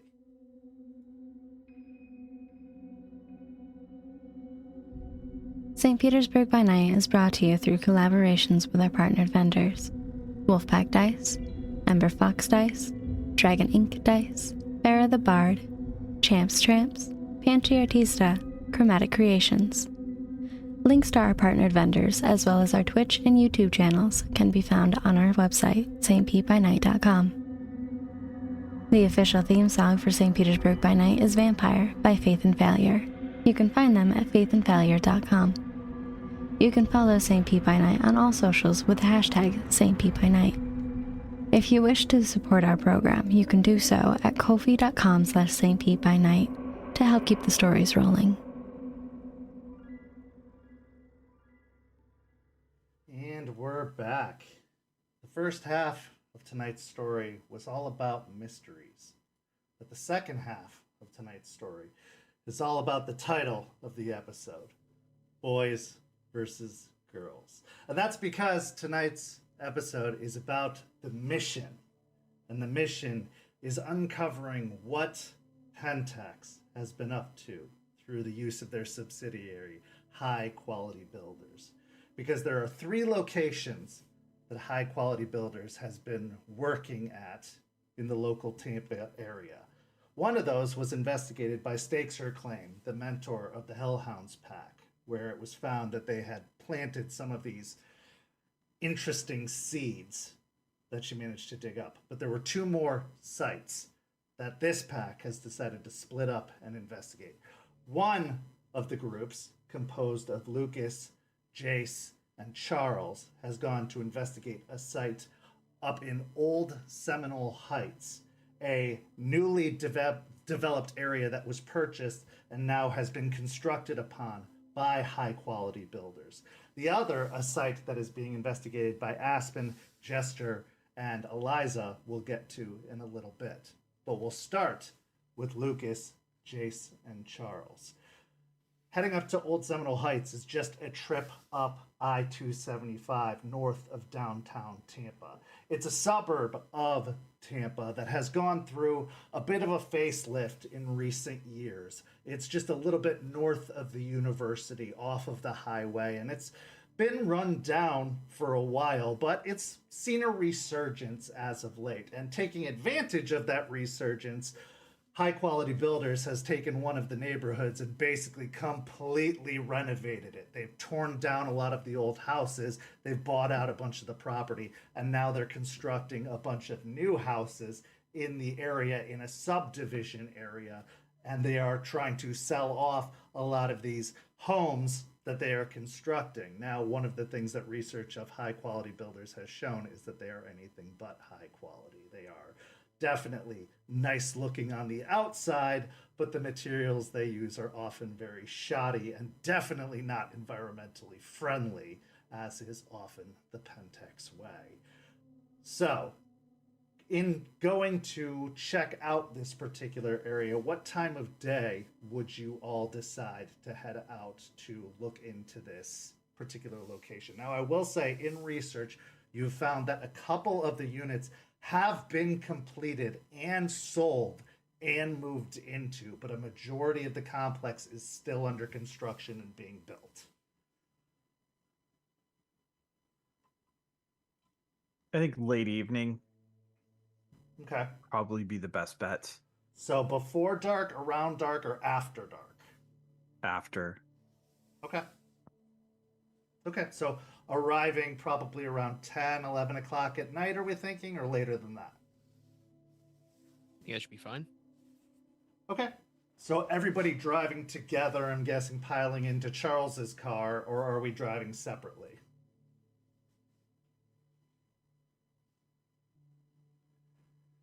Begrudgingly, Lucas would probably ride with Charles because his bike is just too loud.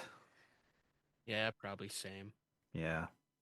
So everybody having met up at the biker club where Jace and Lucas had been building a bike together, as that is a project that the two of you had wanted to be working on. You piled into Charles's luxury sedan and took the ride up to the site in Old Seminole Heights. Arriving at the complex, you can definitely see a large sign outside that says, now selling homes in the 400K range. You can see that a couple of the units near the driveway that leads to Sly Avenue, a major roadway that is an exit directly off of the highway. You pull into the complex. Some of the houses almost right off the road are already sold. You can see a couple of them have lights on, but a lot of the lights are out in a couple of the houses. There are cars parked in the driveway, but almost immediately from the roadway further in, you can see frameworks of houses being built, and even further in, there is just completely leveled areas that they haven't even started building the foundations of houses yet. This seems like a complex where people can design their own homes if they want to, but a lot of the homes are probably just formatted, built, all the same style homes. As Charles goes to pick a parking spot, he decides to park across the street, not directly in the complex itself. Lucas will dig in his bag and he'll take out 3 earpieces, the ones that Artie gave him, and he'll hand them out to Charles and Jason. Charles looks towards Lucas with a small smirk and says, I know I'm not the stealthy type, so I don't want to ruin this for you. Why don't you take the lead?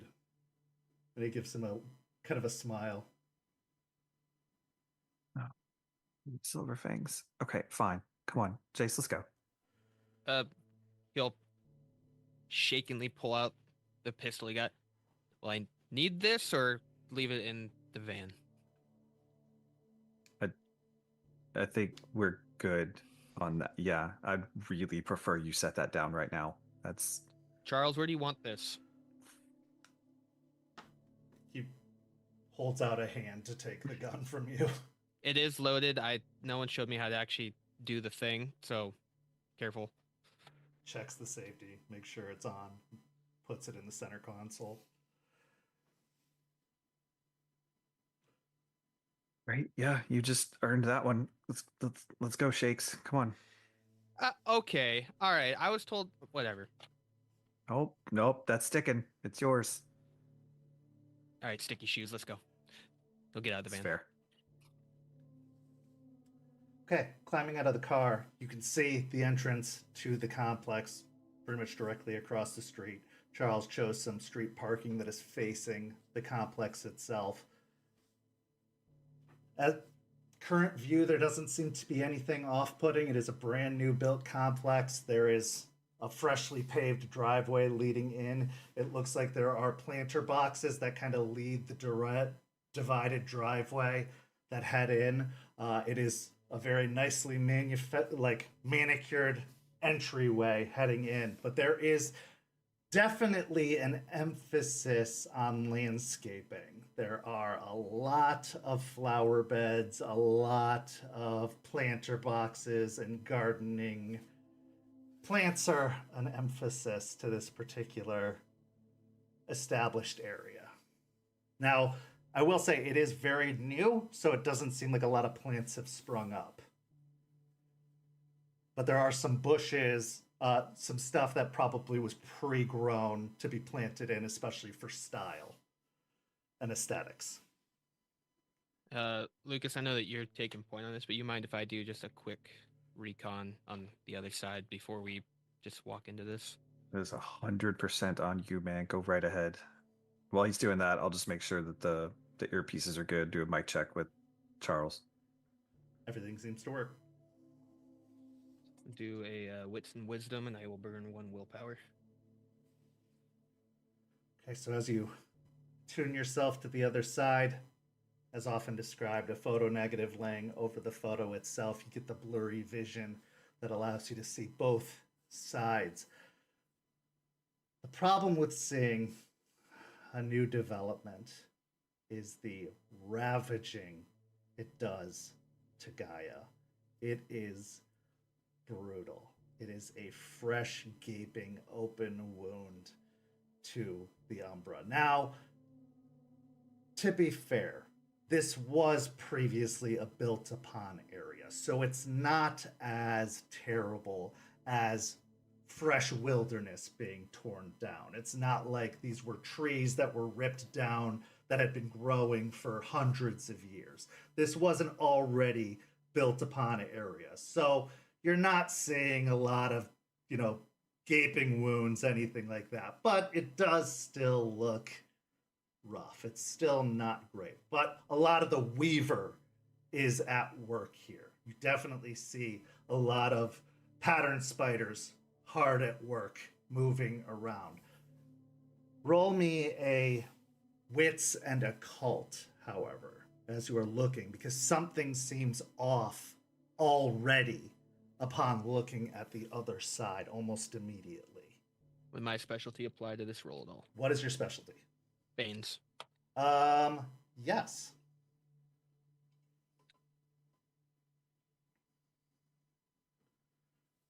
That's 6. Okay. Almost immediately, something's wrong with the pattern spiders.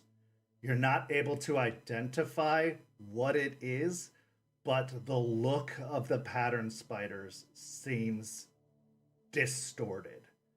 They seem infected in some way or disturbed in some way.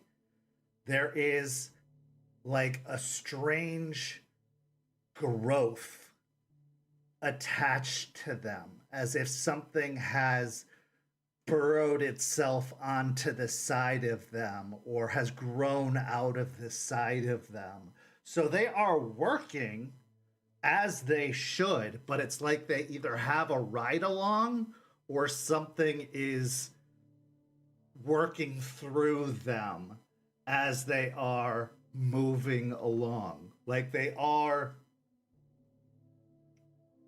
almost working in collaboration with a Bane of somehow, or possibly have even been crossbred with a Bane of some type. They are almost like a crossbreed of Weaver and Worm. It's very unusual, unlike anything you've ever seen before. Usually there is a distinct difference between Weaver and Worm. This is both. A look to Charles and Lucas. Let's approach a little more cautious. The obvious Weaver here and worm weavers. I haven't seen this.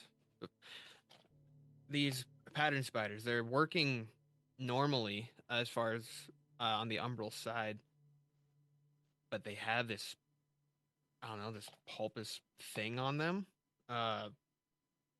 They're doing the thing though. They're doing the things on this side. Nothing too out of the just this. I've never seen this, so I think we should just maybe be a little more cautious about moving forward. Charles speaks up through the earpiece. I would advise any crossing over at the moment stay on this side. While it is concerning, there's very little they could do to harm you on this side. It's worth keeping an eye on, but it's nothing to concern yourself with as long as you remain out of the Umbra. All right, I'll just keep eyes on it then. No. I'll just follow you, and then I'll let you know if anything else happens. Yeah, let's just just two perfectly respectable looking dudes walking through a housing development. Yeah, let's head in. You said there was stuff growing out of them. Did it look plant-like? Does it look organic?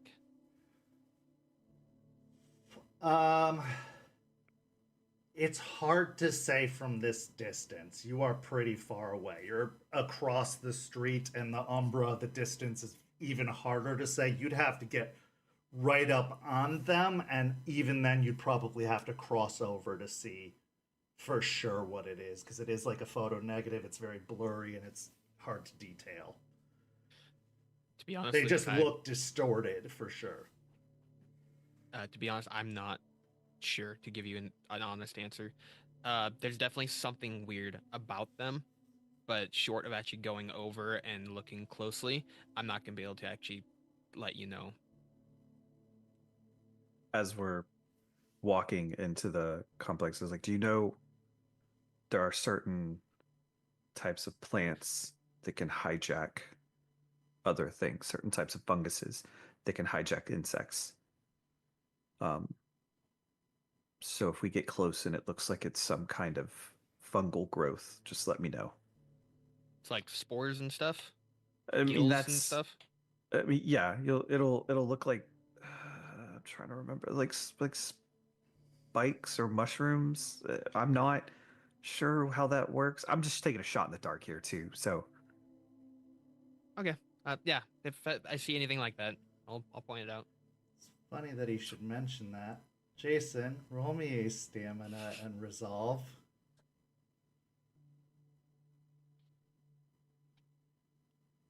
Rage is still at 1, just to make sure, right? I'll say your rage is at a 2. You are going on a mission. That would Okay. probably have increased your rage. 2.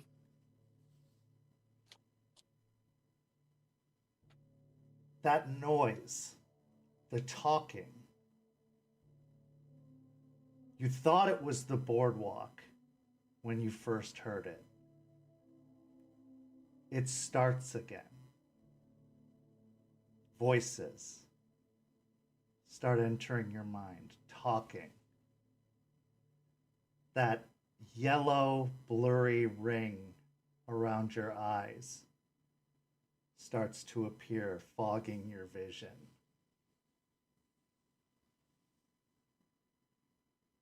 You hear the talking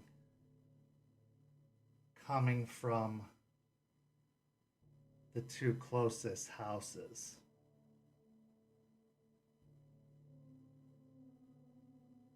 One of it, the closest, seems to be coming from one of the houses with the lights on.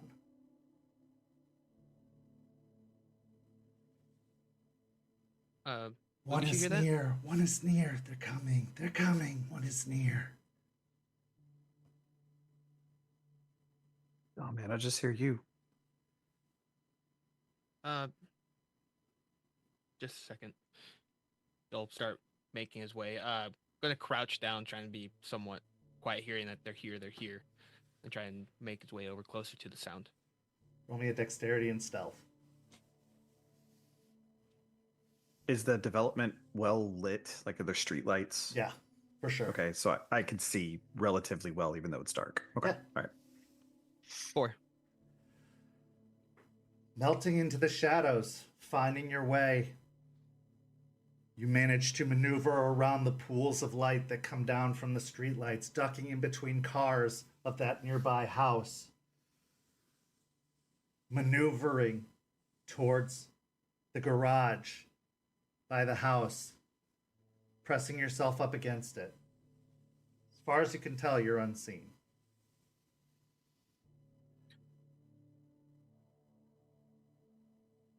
What do they wish? What do we wish? What do we need? What do they wish? Tell us, tell us. Are there any windows or anything to the garage, like looking in? Not in the garage. I mean, there's probably those slats that look in the garage itself. Probably about 4 feet, 5 feet up. It's one of those roll-up garages, so it's probably the second up from the top of the garage. Gonna go around to see if there's is there any like motion sensor of lights or cameras Yes. above the garage? There is. Okay. Going to on the earpiece. Not cameras, but lights for sure. Lights for sure. Yeah. I got people talking in this garage asking wishes. What do we ask for? What do we wish for?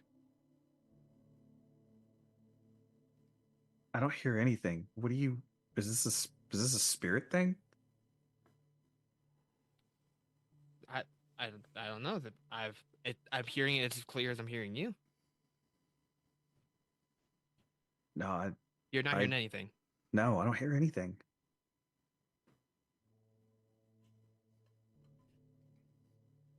All right. Cautiously gonna kind of step back from it. On the umbral side, do I see anything with this garage? Nothing. Because I don't think it's a spirit. Because as far as the other side, There's nothing here. Well, how come you could hear it and I can't? I don't know. Maybe it's because it's me. I can do things. I'm gonna move closer quietly, see if I can get closer to that garage to be able to hear whatever it is that he's hearing. Roll me a dexterity and stealth.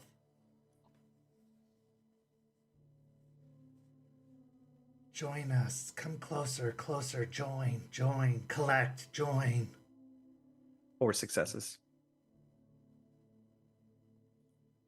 4 successes again. Just like Jason, you're able to move into the shadows, following almost in his footsteps in his path, not triggering the motion sensors of the garage. You're able to slip through close to the garage itself. You're asking for someone to join. In the house? It's coming from inside the garage.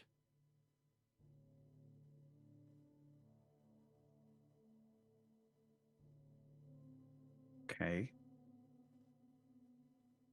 I'm gonna peek up into one of the little slat windows. Is there a light on in the garage, or is it completely dark? Completely dark. I'm gonna activate my Eyes of the Owl. So I'll spin the willpower point for that. Okay. And then once that on, take another peek to see if I can see anything now that it's not dark for me. So you focus, calling upon the spirit of the owl to activate your gifts, closing your eyes for a moment before opening them, getting the glow, the yellowing of the owl's eyes. You get the grayscale view to the other side. Inside, there's a parked car, some lawn supplies off to one side, a bunch of bags of fertilizer off to the other side, stacked up. Maybe for landscaping purposes? Seems like they have a lot of gardening supplies. Perhaps they do intend to garden. There are a lot of garden beds around the house.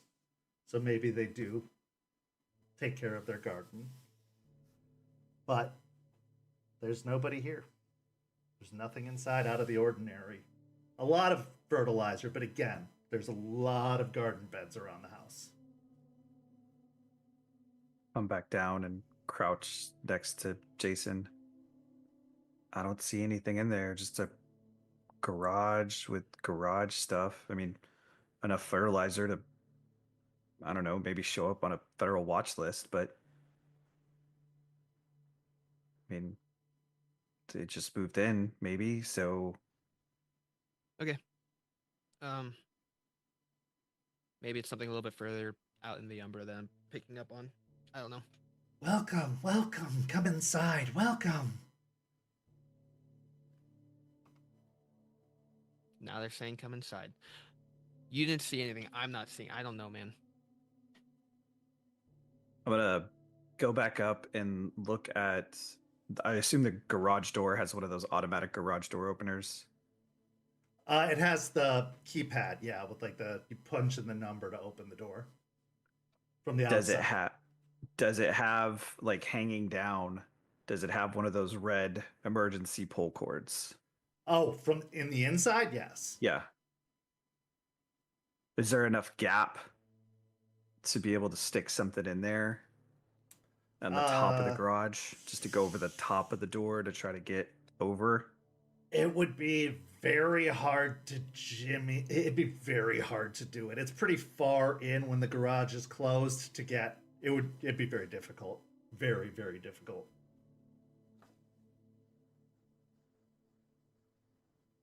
Oh, I wish Artie was here. All right, man. Do you need to get in there? Like, is this a thing?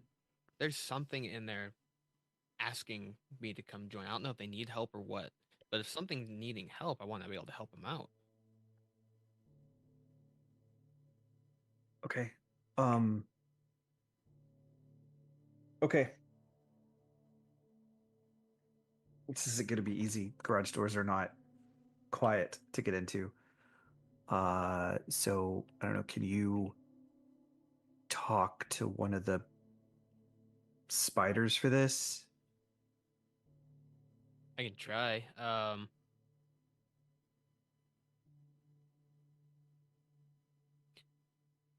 Can't with Streetwise, am I able to look at this garage door and see if it's able to be that has a dual lock on the bottom or if it's a single pin? Sure. Well, that'd be more of a technology than a streetwise. Would be a tech? Yeah. Okay. So you could do a wits and technology if you want to. Sure. 3. This is a newer garage. It's going to be a dual pin. This garage, we can't even jimmy that single pin. They got individual locks on either side.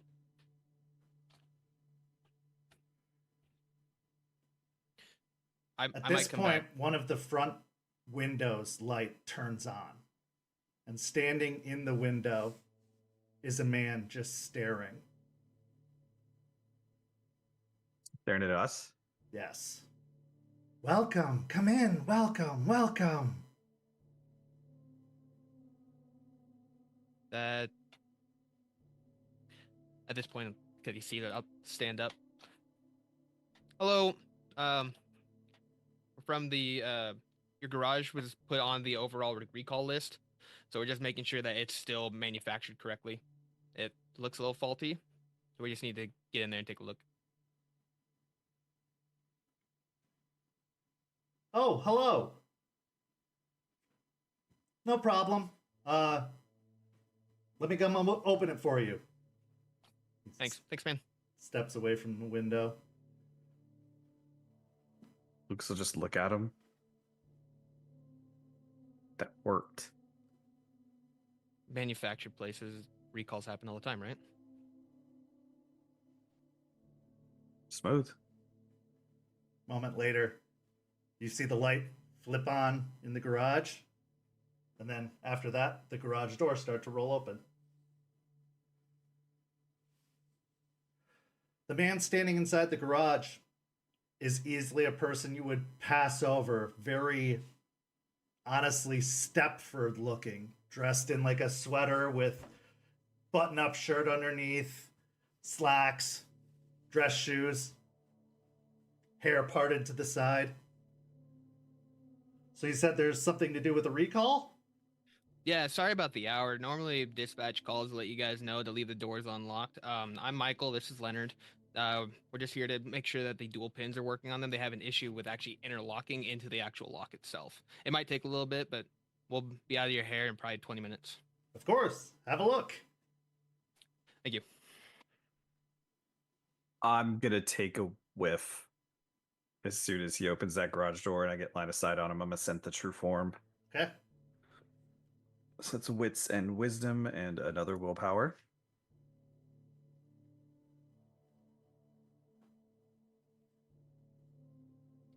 It's 3 successes.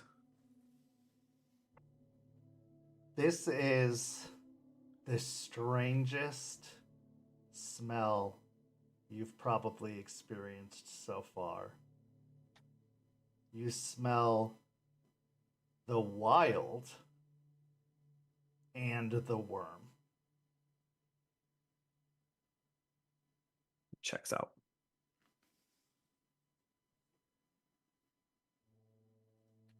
On the penumbral side, how does this guy look? You don't see anything different. He's on this side. Okay. All right.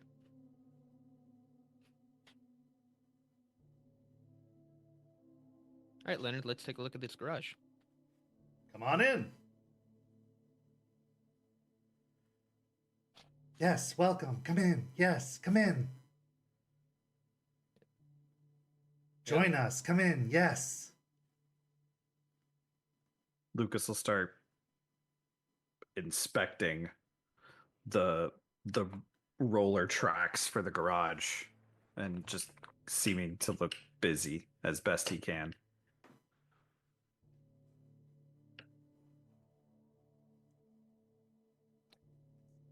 Going to make his way over towards Lucas, inspecting. This guy seem a little more off than most of the Florida people here? Oh, he's super off. Jason, he's real off. He's stinks of two different things. Just not common. Okay. Yeah. Actually, if you want to come inside and have a look at the paperwork, we just had it installed. Jason, give me a wits and resolve as you feel something tug at you to follow.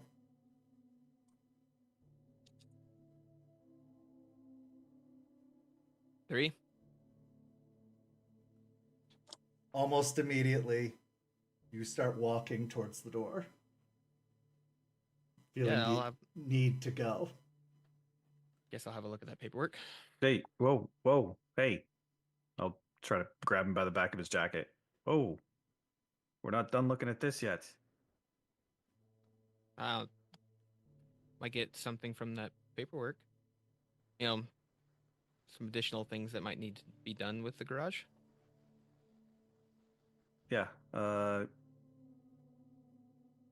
Do I notice anything off about him suddenly wanting to go in the house now? Give me a wits and insight.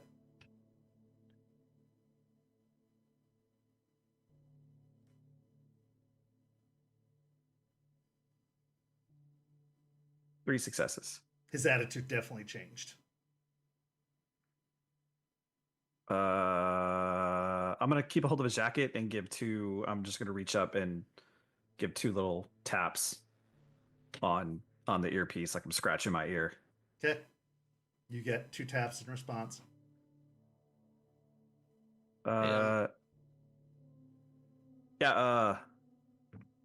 It's company policy. We gotta travel together. Well, come on in. It's insurance purposes. Oh yeah, sure. Yeah, just paperwork, man. Nothing to worry about. I'll kind of like shrug off, trying to get him to let go. I'll follow the men. Walking into the house, it's a very standard living situation. Very, very clean. Everything has its place. It seems model home-esque clean.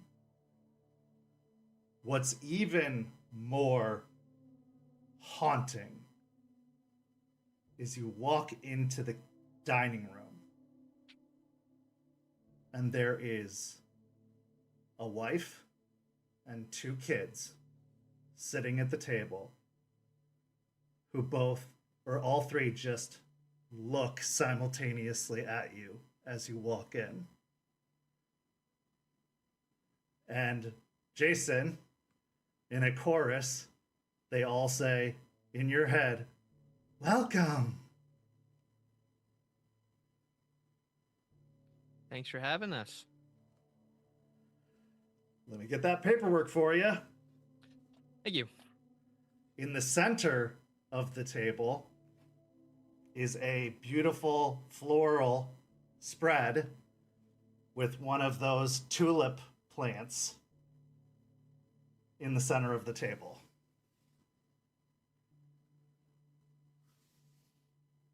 Gonna turn back to Lucas briefly and kind of nudge him a little bit, like, it's an interesting looking plants. Yeah, where'd you guys pick those up? Oh, my wife loves to garden.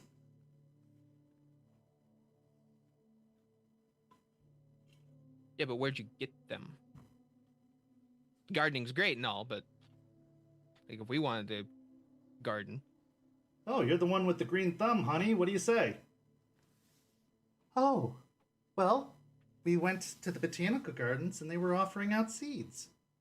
Seems it's an exotic plant that they brought in from Spain. It's pretty. They say if you grow it in a controlled environment, it's very beautiful.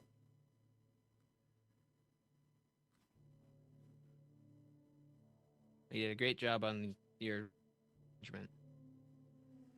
Thank you. You got that paperwork, sir? Oh, yep, be right back. Turns around and heads over to a staircase leading up to a second floor. The two kids just continue to stare at you. Hey guys. You hear the earpiece pick up what's going on in there. Lucas will like reach down and look at his phone and just kind of like and kind of keep within like 5 steps of Jason, but pick his phone up and not really act like he's talking on it, but not call anybody. We're inside the house. There's something very off about the people in here. Jason is not himself.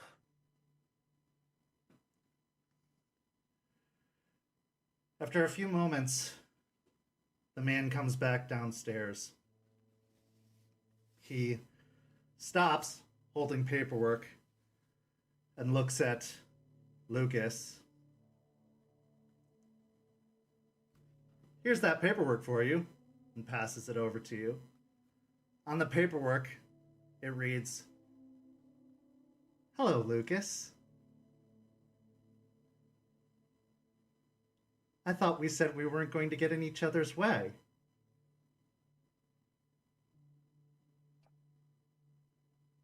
I would appreciate it until we are working a little more collaboratively.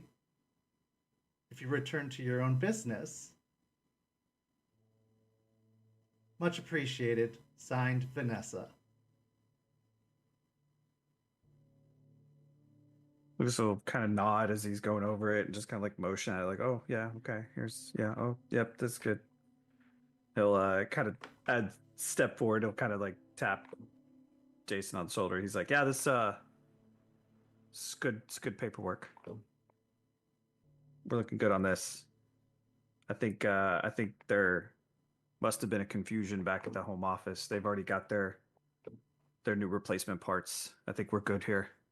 Yeah, those cold calls. Sorry about that, folks.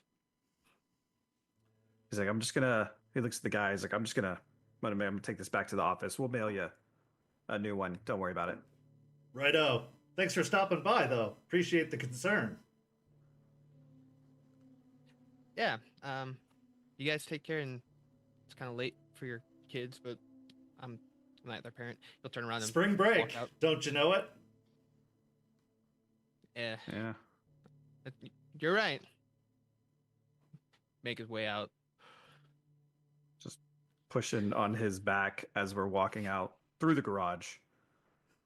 Jason, give me another wits and resolve. You really don't want to leave. This seems like a perfectly fine place to be. Can I burn a will? Yes.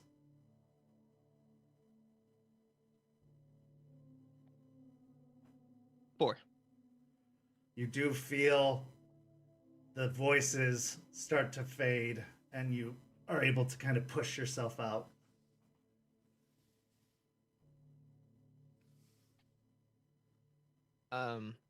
As we get out, I'm sorry. That was weird. You good now? I don't know, to be completely honest. I haven't had to deal with something quite like that kind of pull before. Yeah, I'm clear now, I think. As you depart the garage, you see Charles is already at the end of the driveway. We'll just give him the... And as we get to the end of the driveway, I'll just look at Charles and be like, "We got to get Jason to Eliza right now." All right. What's wrong?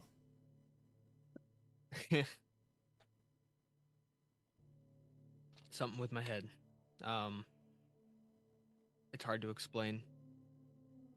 I'm hearing things that aren't there but are. I don't know, man. It's weird. I got a voices coming through. Jester had mentioned that you had been hit by the spores, but that you Yeah, she told me too. feeling Yeah, all but I was- right. Relatively fine. Like, nothing happened initially. Initially isn't what I was concerned about. Yeah, This there might was be a nothing. long-term effect. Yeah, nothing but relatively fine about what just went on in that garage. So while we do have work here, you are not okay. You are compromised. No, that's fair. So I'd say we abort. Charles? Agreed. Very well. We'll return and report and see what we can do about your condition. Okay. Keeps looking back at the house the entire time as they're walking away, trying to figure out what this was. As you're watching, you can see standing in the front window is the man just watching, tracing your steps. Looking to the other house across the street, there is another person standing in the window, also watching your steps as you leave. Hey, Lucas. He'll point to the other person. Yeah, I'm tracking that too. Yep. Hey, you ever drink a gallon of apple cider vinegar? No. Well, we're gonna do that on the way there. So, I hope you're ready. We got to start cleansing everything out of your system. All right. Whatever you say. Once you return to the car, climbing in, Jason, you feel your head start to pound as a headache starts to settle in. Getting further and further away from the house, it starts to turn into a splitting headache. Take 2 more points of willpower damage, superficial, as you pull further and further away from the house.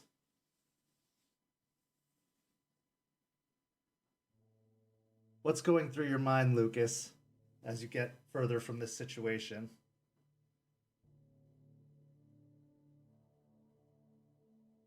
Everything's just kind of confirming what she told him. This all checks out from what he has seen, from what Jester said that happened to them, and what Vanessa told him.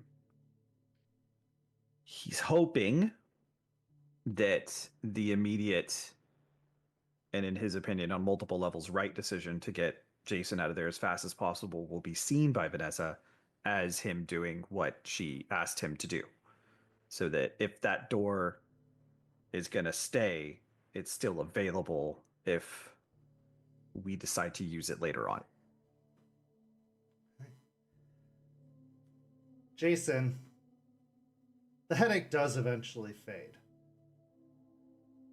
When you do go to sleep that night, the dreams are pleasant. Once again, euphoric even. When you dream, things are better. Things are always better in dreams now. It's waking that's the nightmare, it seems. We transition now to our other investigation, because this was the boys. Now it's time for the girls. Our second investigation takes place at the Gulfwood Estates, which is a neighborhood just near the Tampa airport. This neighborhood is so close to the airport, in fact, that you can hear the planes arriving and taking off. It doesn't seem like it'd be an ideal location for a neighborhood to be with that kind of traffic overhead. In fact, it would be probably pretty cheap living. However, it would be really easy to get to the airport. Having an international airport so close nearby, it'd be pretty easy to get to and from the airport. It's actually a great place if you're an international businessman or if you have to travel regularly, but traffic around here could also be problematic. Maybe that's why the housing here is on the cheaper side. So as you arrive in the neighborhood, you can see why these houses are probably in need of refurbishment. You can tell that this was a much needed renovation job for this particular neighborhood. High Quality Builders is more than happy to answer the call for renovation, of course, and they're willing to do so at a very affordable price. As you arrive, it is on the more run-down side of things, but it does look like it has been in the process of sprucing up. What time of day would you want to arrive to do this particular project? I think it would be at night around the same time as the others, after construction and everyone is gone. Okay. So who's driving? Are you all riding together? I'm guessing Aspen, since she's the one with the car. Yes, Aspen would pick everyone up and take them. Okay, so as Aspen, Jester, and Eliza arrive on the scene, you pull up to, it's one apartment building that appears to be doing the renovation project. Now, everyone has been moved out. It looks like this building is being completely redone under new management and new ownership. They've brought in High Quality Builders to completely redo the building before leasing to new tenants. So it's not a house itself, it's an entire apartment complex that's being redone by High Quality Builders in this particular case.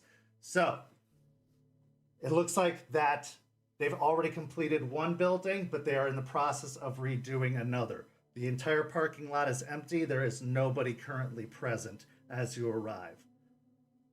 What the primary focus has been is a lot of the landscaping has been redone, as well as the interiors and exteriors of the building. The first thing that catches your eye as you pull into the complex is these new bushes that appear to have been put in that are lining the parking lot. They are shrubs that are very, very well manicured, almost box-like, that line the entire parking lots up to the walkways, almost in a kind of like wall-like fashion, all the way down the parking lots and the sidewalks that lead to the apartment complex, as well as lining the walkways that lead up to the building are planter beds that go up to the buildings themselves.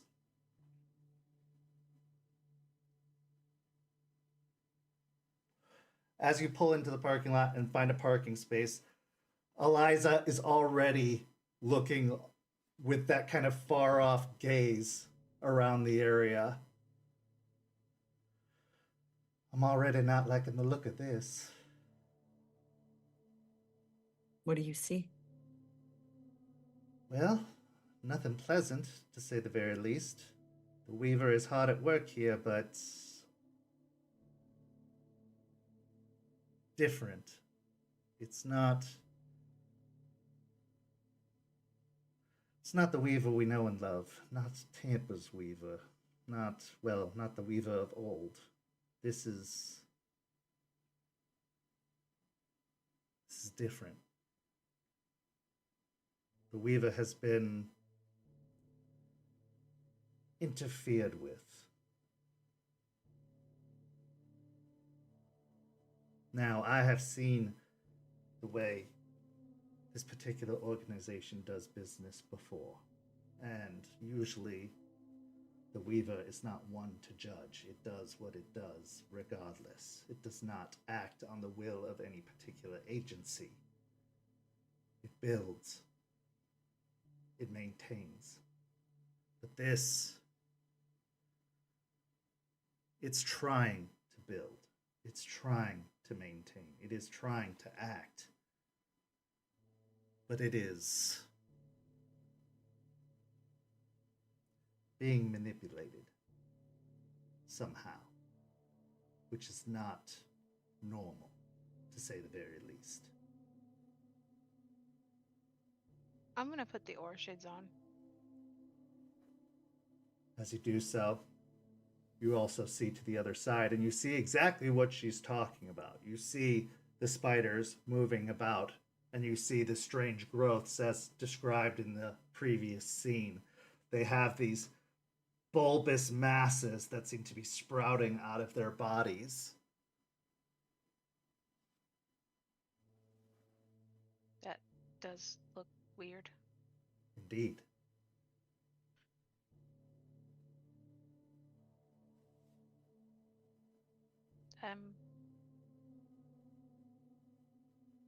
Reminds me of something. Gonna have to go and look at it later, though. If you can't. As I'll you look it up walk, later. give me a wits and investigation, Jester, as you're watching the spiders as well.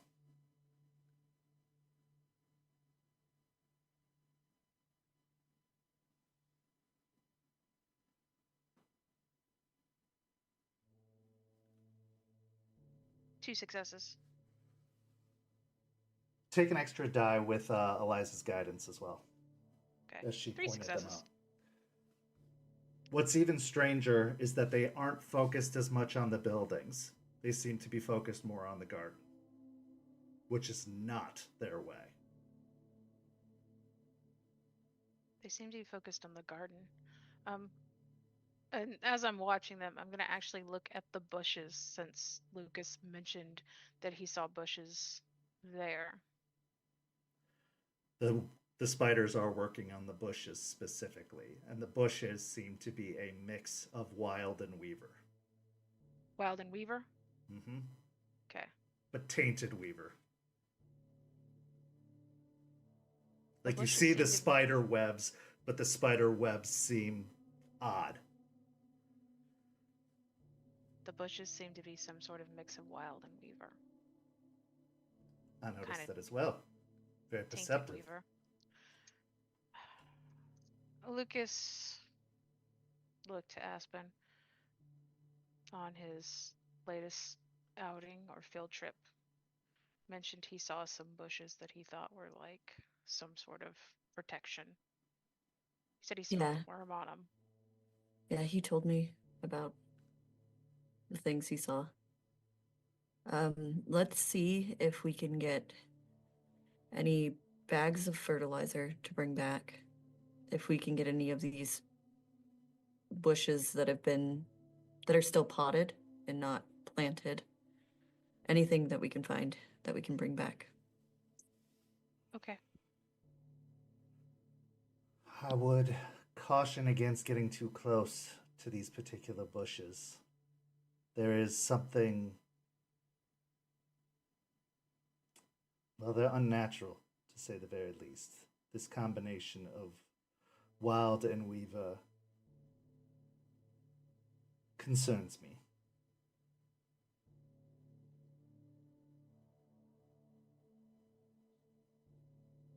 Is there any way, what should we be looking out for particularly?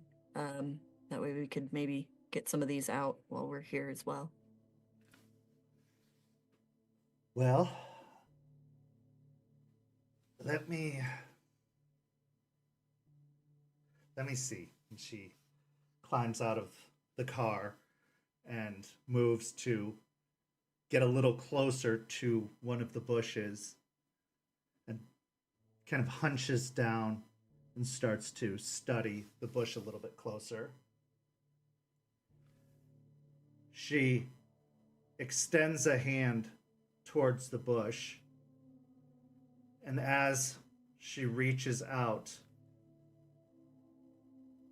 a tendril of the bush comes shooting out, trying to wrap around and grasp at one of her hands, and she recoils back out of its reach before it can grab her.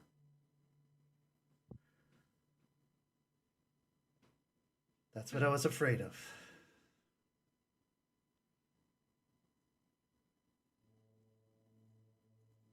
So security measures. Right. Great. Regardless, it's still not safe for others around. We should. I don't Get think rid of these what we- react to people.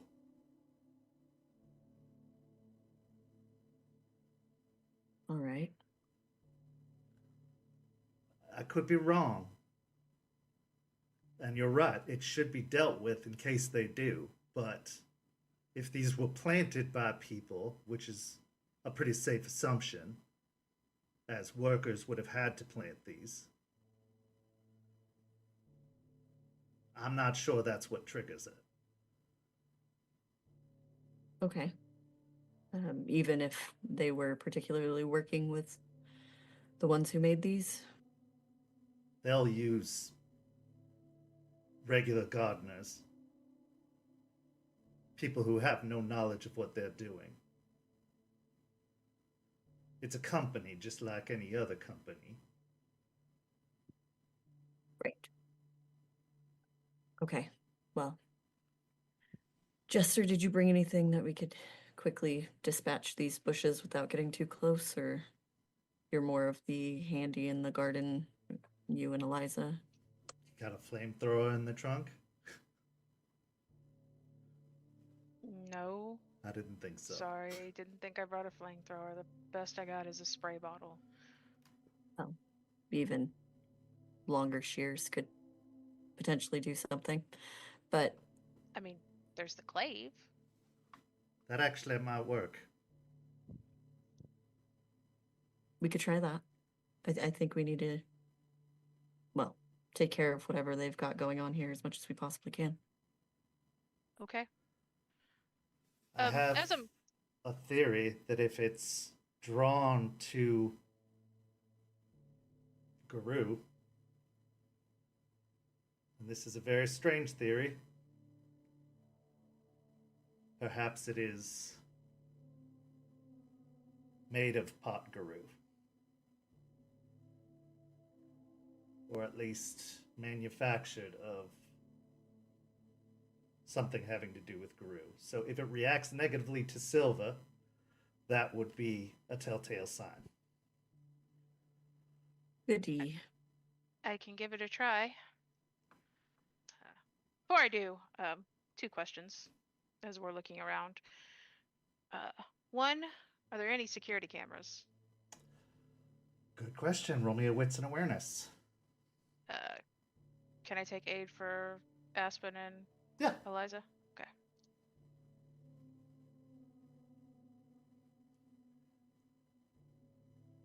I'll spend willpower.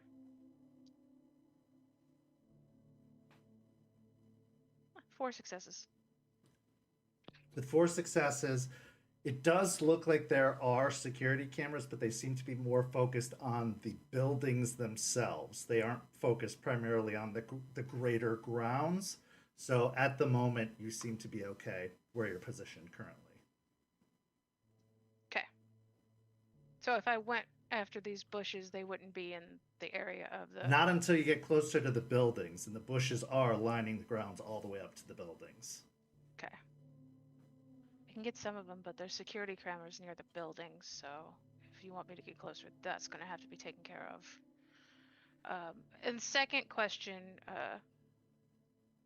is there, like, since this is still renovations being made, is there a, like, site or section of this parking lot that they are using as, like, construction area, you know, where they keep the, like, equipment and all the supplies and things like Absolutely. that? And we're probably going to find any fertilizer over there. Okay, well, just get rid of what you can, see what happens, what the reaction is. I'll go check. Okay. You could, and I'm, of course, hesitant to suggest this, reach out to a certain glass walker to see if he can do anything about those cameras. Look to Aspen. Yeah, okay. I'll pull Just out my a phone. suggestion. I will pull out my phone, stare at it for a second, click Artie, and I'll try to call him since it's kind of, we're in the site right now.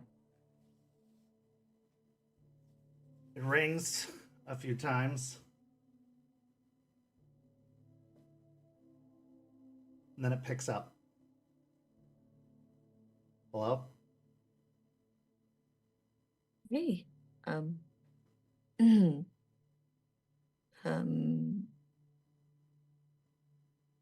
we're kind of in the middle of something down here at Gulfwood Estates, and there's some cameras that we're running into some issues with. We're trying to get rid of some of these creepy plants I was telling you about.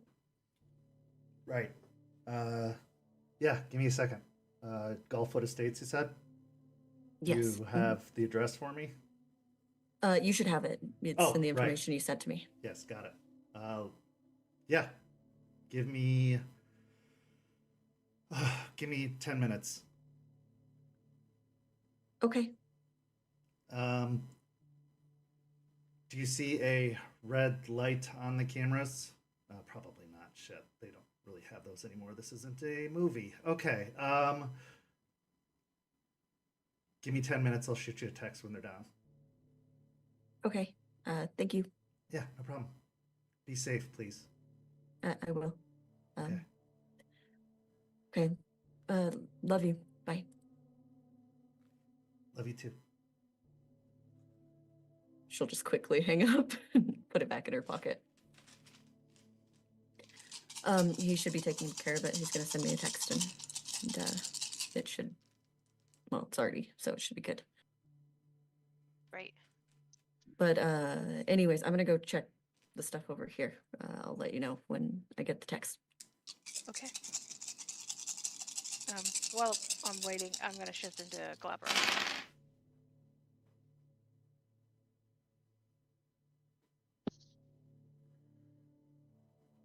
Sorry, rolling for Artie's hacking.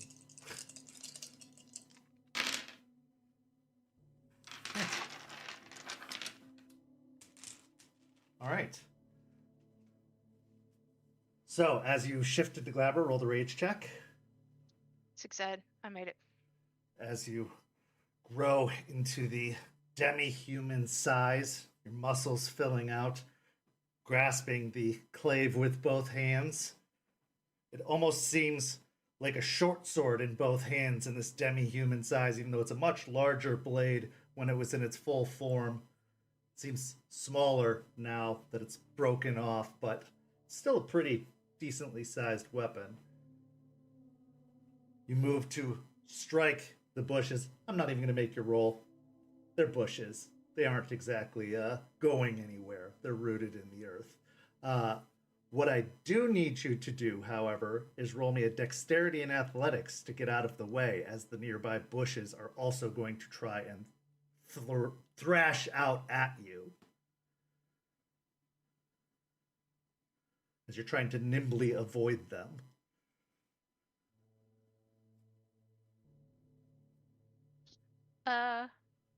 Six successes with a crit. Okay. So as you're doing an elaborate dance while cutting through these bushes, as you slice them, there is a almost metallic sound as you're cutting through them. When you're cutting the bushes, it's almost like a strange metal on metal sensation slicing through them, as if there's like a metallic core within the wood that makes up the branches of the bushes. And once you cut through them, you can see exactly why. Because in the core of the branches is a silvery sheen. Were one of these branches to catch you, you would be hit with silver. Luckily, you managed to avoid it this time. Cutting them does destroy them, but it does not mean that they will be always easily to destroy. This time you were able to cut through them, but it's going to take effort to get rid of all of them.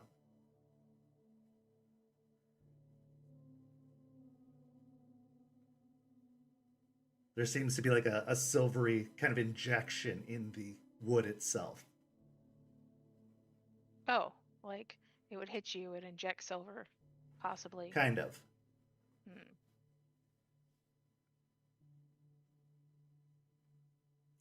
Does Aspen. the Yeah, yes, sorry. real quick, does the bush disintegrate Yes. after it's cut down? Oh, Okay, absolutely. that's, yeah, Almost that's what I figured. instantaneously. So as you move over towards the construction area, not even 3 minutes later, you get the text saying, "Got it." I'll just text quickly back, thank you. And I'll yell over to Jester. Already took care of it, so you should be good. Moving over towards the construction site where most of the goods are, you can see that they have a lot of basic construction equipment, but there is also some more heavy duty stuff, some earth movers for a lot of the more big heavy duty landscaping projects. They definitely have some stuff for redoing and repaving the parking lot itself, probably something they're saving for when they're really finished at the end of the project. They've got some big dumpsters for when they're hollowing out the interiors of the apartments themselves, a lot of masonry equipment for redoing the brickwork on the outside, and some big metal storage units with large padlocks that it seems maintains a lot of the supplies that they are using on the job inside, the kinds that they load up on the backs of big trucks to bring in and then slide off. And there are a couple of trucks parked here as well. Okay, I'm gonna start in the shed area. Okay. So how do you want to get in? You said there's a big. It's like being held closed. Yeah, it's like a padlock, yeah. Okay. Could I go into Glabro and try and break the padlock? Sure. Roll me the rage check to shift up.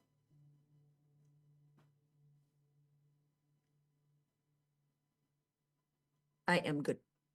60. Okay. Again, growing into the demi-human size, your muscles filling out. You grab the lock with one hand and attempt to twist it. Give me a strength and athletics to try and break the lock.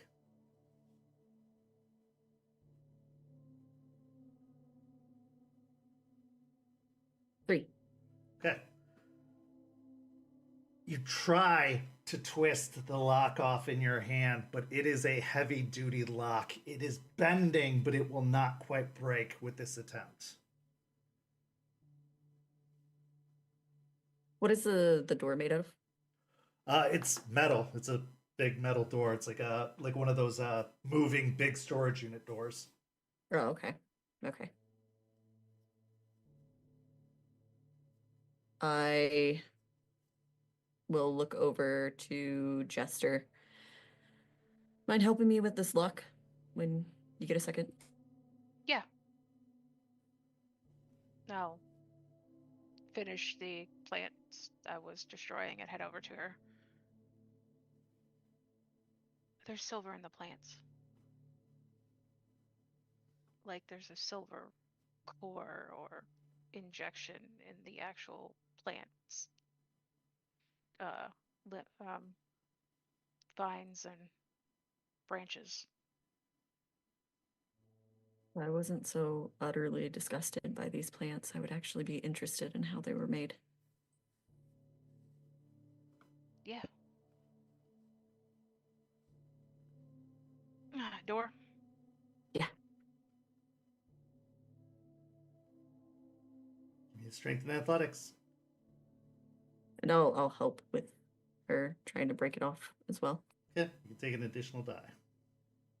Can I take an additional die for my favor? Sure. There's a barrier in your way. Cool.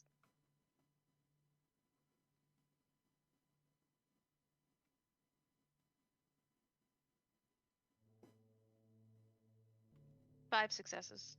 Okay, 5 successes. Twisting does still take some effort, but you do hear the lock snap off in your grip, with Aspen positioning yourself against the door, making sure it doesn't shift or cause any issues. It does twist off and break, causing the lock to be undone and the door to swing open. Looking inside, there are many, many crates inside of this particular unit. Now, there are a couple of these units to go through. This particular unit, actually, let me roll to see what this unit contains. Okay. This unit does contain the fertilizer bags, as well as most of the gardening supplies. The other unit contains what is mostly needed for the interiors of the buildings. So, you got lucky and picked correctly. So, yeah, there's a lot of fertilizer bags, gardening equipment, wheelbarrows, most of what anybody would need for the groundskeeping. There are no potted bushes. It seems like most of the bushes were already planted.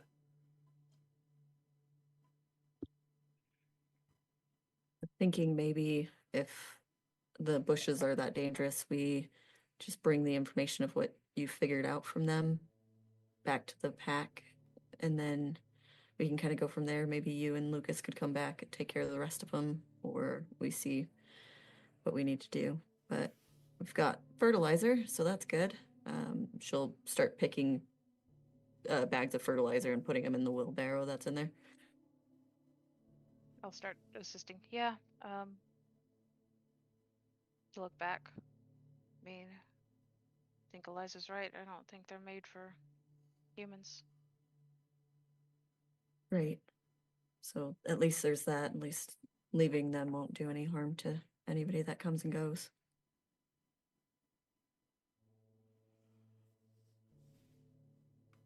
My only concern, and this is a mild one, would be, one, Ghislaine. Any Ghislaine that don't know the Ghislaine. And two, any kin that haven't changed yet. Now, perhaps if they have not had that change, it wouldn't be an issue. Could be. But that's still a possibility. Now, would be something that would be easy to rule out if we had Lucas or Stakes just check out the area to make sure there aren't any nearby. That should be easy enough, but it's worth investigating. Now, I could also check, of course, but as they are kin seekers, that is their duty. I would not want to step on any toes. Lucas did mention sending Stakes to the club to check there. He doesn't seem ready to do it himself. Maybe we have Stakes and Lucas both come back. That way Lucas can bring his clave, and if it is necessary to get rid of all these bushes, he's here to do it. Yeah. The only issue is if we do destroy all these bushes, that is going to gain attention and let them know that we are onto them.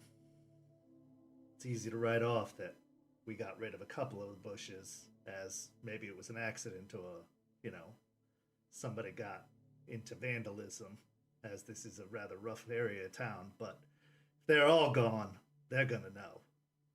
Right. That's kind of why I want to bring it to the pack and see what the priority is. And if it is necessary, if we all decide that it's necessary, then we'll send Lucas and Stakes to, number one, make sure people are safe. And if we do decide to take down the rest of them, have Lucas out here. Agreed. Why this apartment building? Why plant these bushes here? Probably because it's closest to the airport. Whatever they're doing, whatever they're trying to accomplish with their flowers and weird bulbs and such, I'm sure giving it a way to travel, whether somebody picks a flower and takes it somewhere else or allows it to easily go across the country. I guess. I mean, when you pick the flower or we remove the plant, it dies easily, so The ones we've seen so far, but I wouldn't are put they it. adding are they gonna add other plants or something else inside the building? That's what I wonder. It's a valid question. This is a security plant. What are they trying to secure?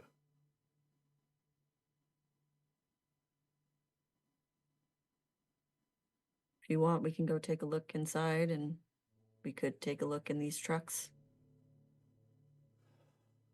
I'm not sure if it's something that's here already or something that's going to be here. That's the question. Right. We could but look now, but if we don't find anything, then it's something that's going to be here. I could try to sneak in and scout a little bit and take a look.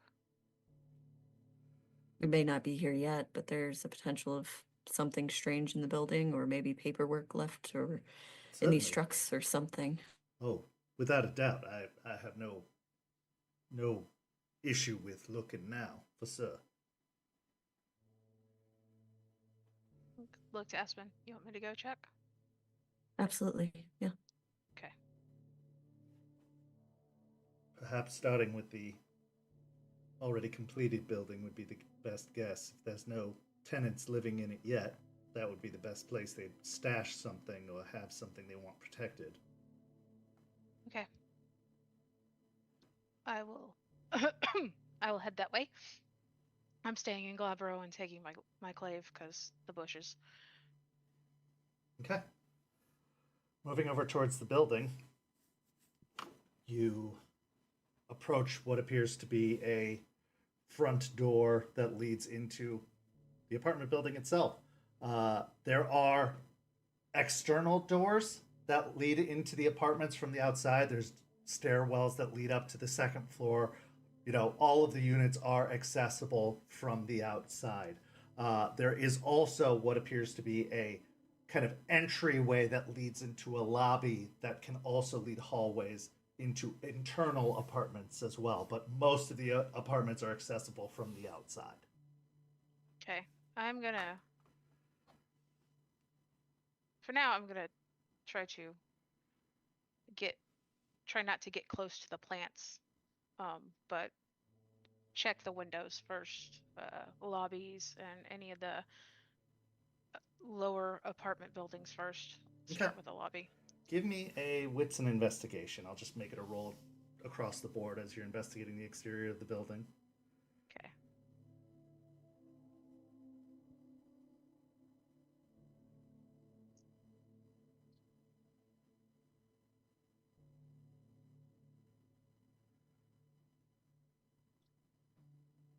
I'll spend a willpower. 2 successes. You spend a good while investigating, checking windows, checking doors. Most of this place is empty. It's fresh for people to move in. It looks like it's a work in progress, like it's a completed work. It's just waiting for the other side to get finished before they start letting tenants in. Nothing seems out of the ordinary. This is just a completed apartment building. Nothing to shake a stick at. Nothing out of the ordinary. It is a refurbished job. Okay. I will also put on the aura shades just to double check on the Umbra side as well. Yeah, nothing unusual. It is standard craftsmanship. You see the works of the weaver, the webs, everything is built. You do not see any of the umbral spiders coming near this building or trying to maintain it in any fashion. Okay. It is just a completed building. There is no sign of life or anything within the building itself. All right. I'll head back. I didn't see anything. It looks like it's just a completed building, so I guess they haven't done anything to it yet. All of it's pretty empty.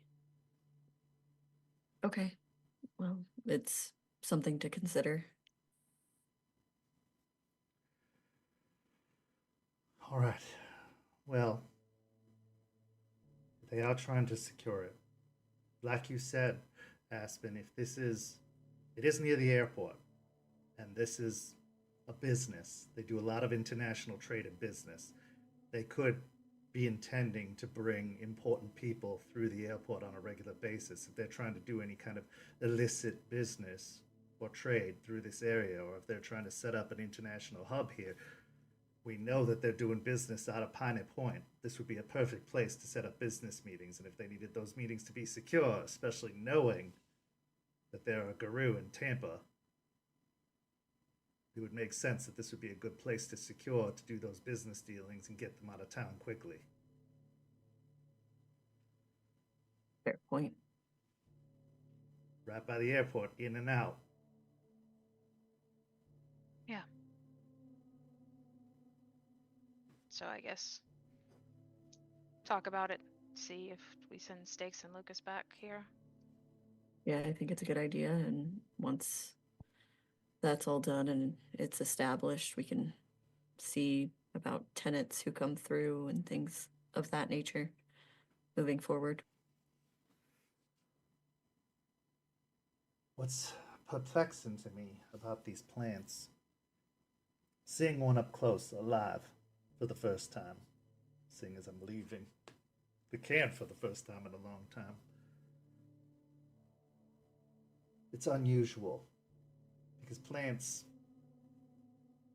they're beings of the wild. A lot of them will have spirits, but these plants are unlike anything I've seen before.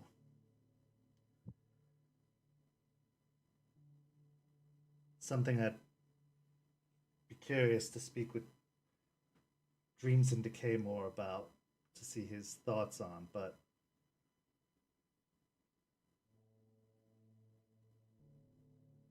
it's unusual.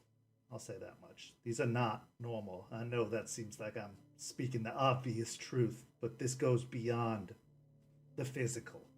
There's something spiritually different about these plants as well. These manifestations are not just unnatural on a physical level. They go beyond. Something was done to them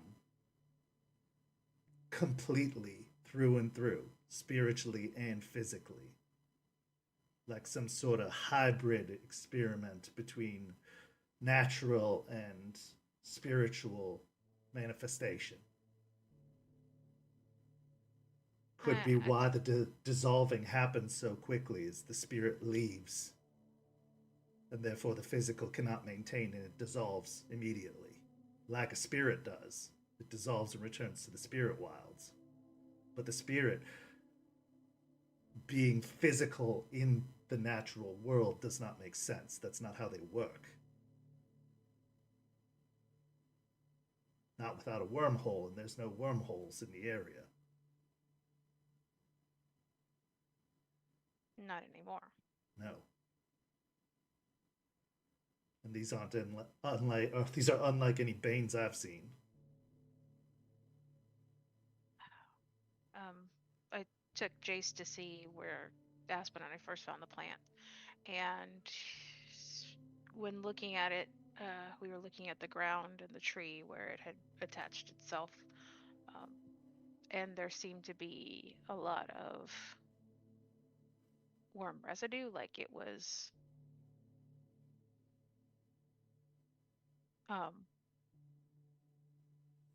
corrupting. It had corrupted the ground and the spots where it had attached itself to the tree.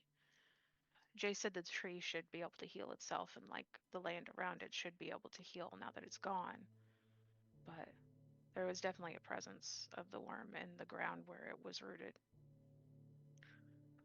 The other plant we came across, which is this tulip bulb, like huge tulip bulb, the one we come that seemed to spew out pollen of some sort of thing.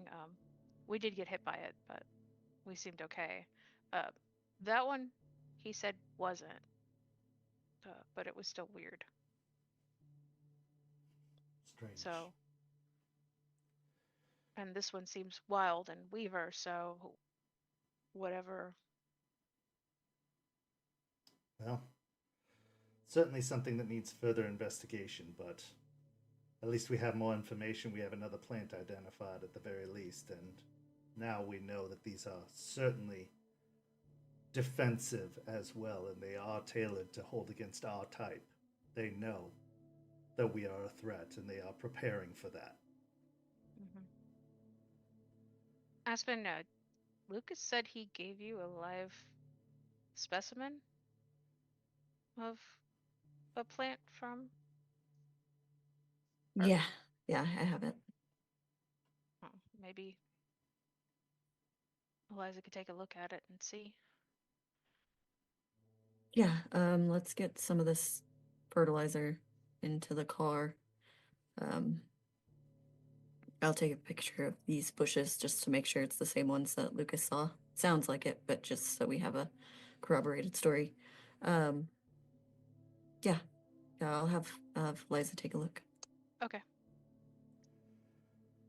I suggest we retreat from this place as quickly as possible before we gain any more attention. Absolutely. Yeah. As you return to the car, loading up the fertilizer into the trunk, heading out, what's going through your minds with this new information, knowing that the threat has become even more severe, more than you knew before, with plants capable of injecting or possibly stabbing you with silver, manifesting silver within bushes itself.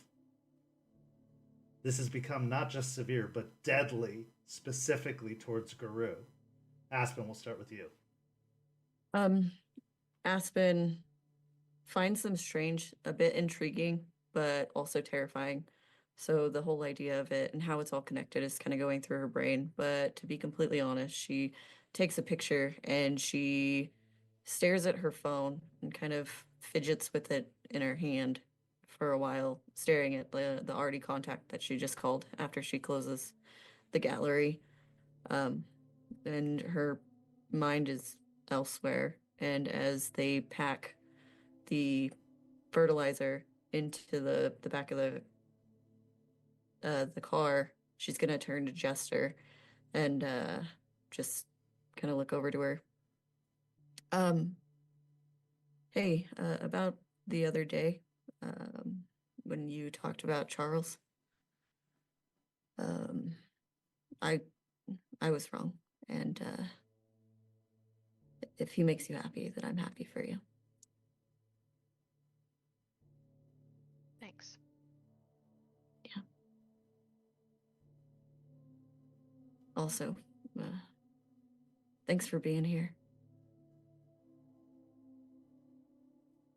You're welcome. I'll always be here, one way or another.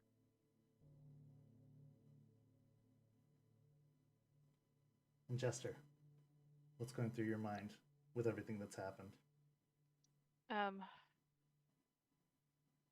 Very worried about these plants and why they are around this particular building. It's kind of troubling in a way that like they definitely have some sort of plans that they don't want us involved, or even like they want to protect from us, which that's a bit worrisome. Also, I'm not sure if any of these plants are out in the wild, so I'm gonna have to like keep an eye out for them, and now I'll probably take my clave with me when I go hunting plants. And then there is also this part of me that really doesn't want to leave yet. I kind of want to destroy the rest of the plants and the fertilizer and the buildings that they have set up for all the building and refurbishing stuff. But I know that we can't draw that much attention right now, so kind of squashing that urge. And then after what Aspen said, progress.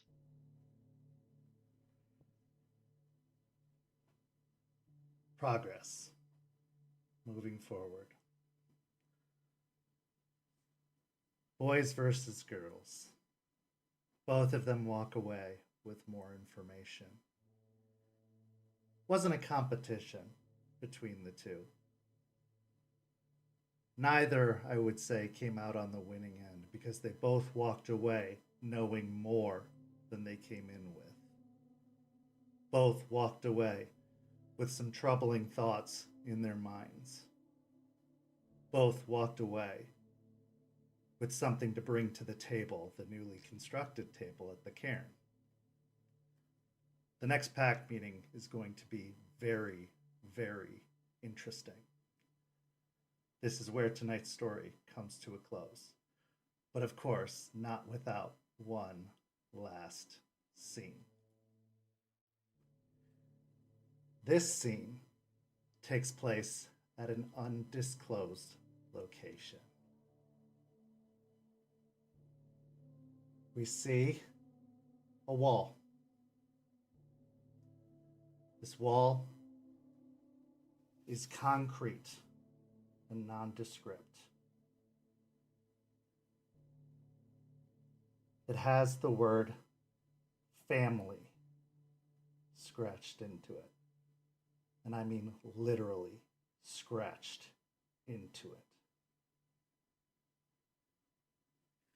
At the end of the Y, dug into the wall, it just goes down and down and down,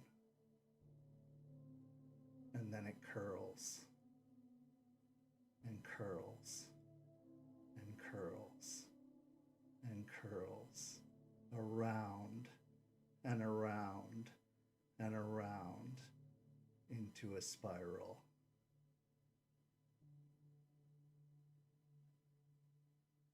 And that's where our story ends. Thank you so much to these amazing players. Thank you to everybody watching at home. If you enjoy what you've seen here, go follow St. Pete by Night on all of that social media you see listed down below and in the description. And if you're not a part of this amazing community, come join us. We have 200 plus members in our incredible community, and you could be one of them. So go follow that Discord link you see in the description. And stay tuned this week on Friday, we have Hellhounds over on YouTube, our YouTube exclusive other Werewolf the Apocalypse Chronicle, which takes place in the Rage Across Tampa universe. It's our second werewolf pack in town, and they have a lot to discuss after their test that was posed to them by Charles Albrecht. So go check that episode out on Friday. You won't want to miss it. For these amazing players, I'm Kent. Thank you so much for watching, and we'll be back here next Tuesday. So come back and join us. We'd love to see you. Have a lovely evening, everyone.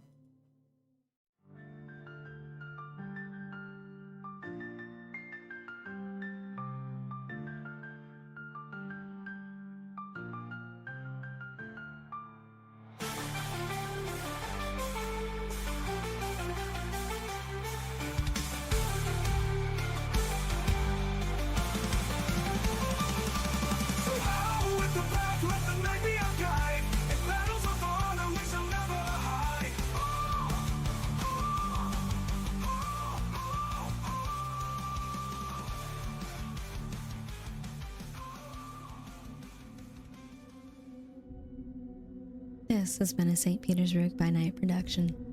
Rage Across Tampa is produced in agreement with the World of Darkness and Dark Pack. The storyteller for Rage Across Tampa is Kent. Tonight's characters were voiced by Preston, Champ, Noree, and Weiss. Visit our website at stpbn.com for more information about all of our productions and how you can become part of our community. Thank you for listening. Until next time, fangs, stakes, and claws out.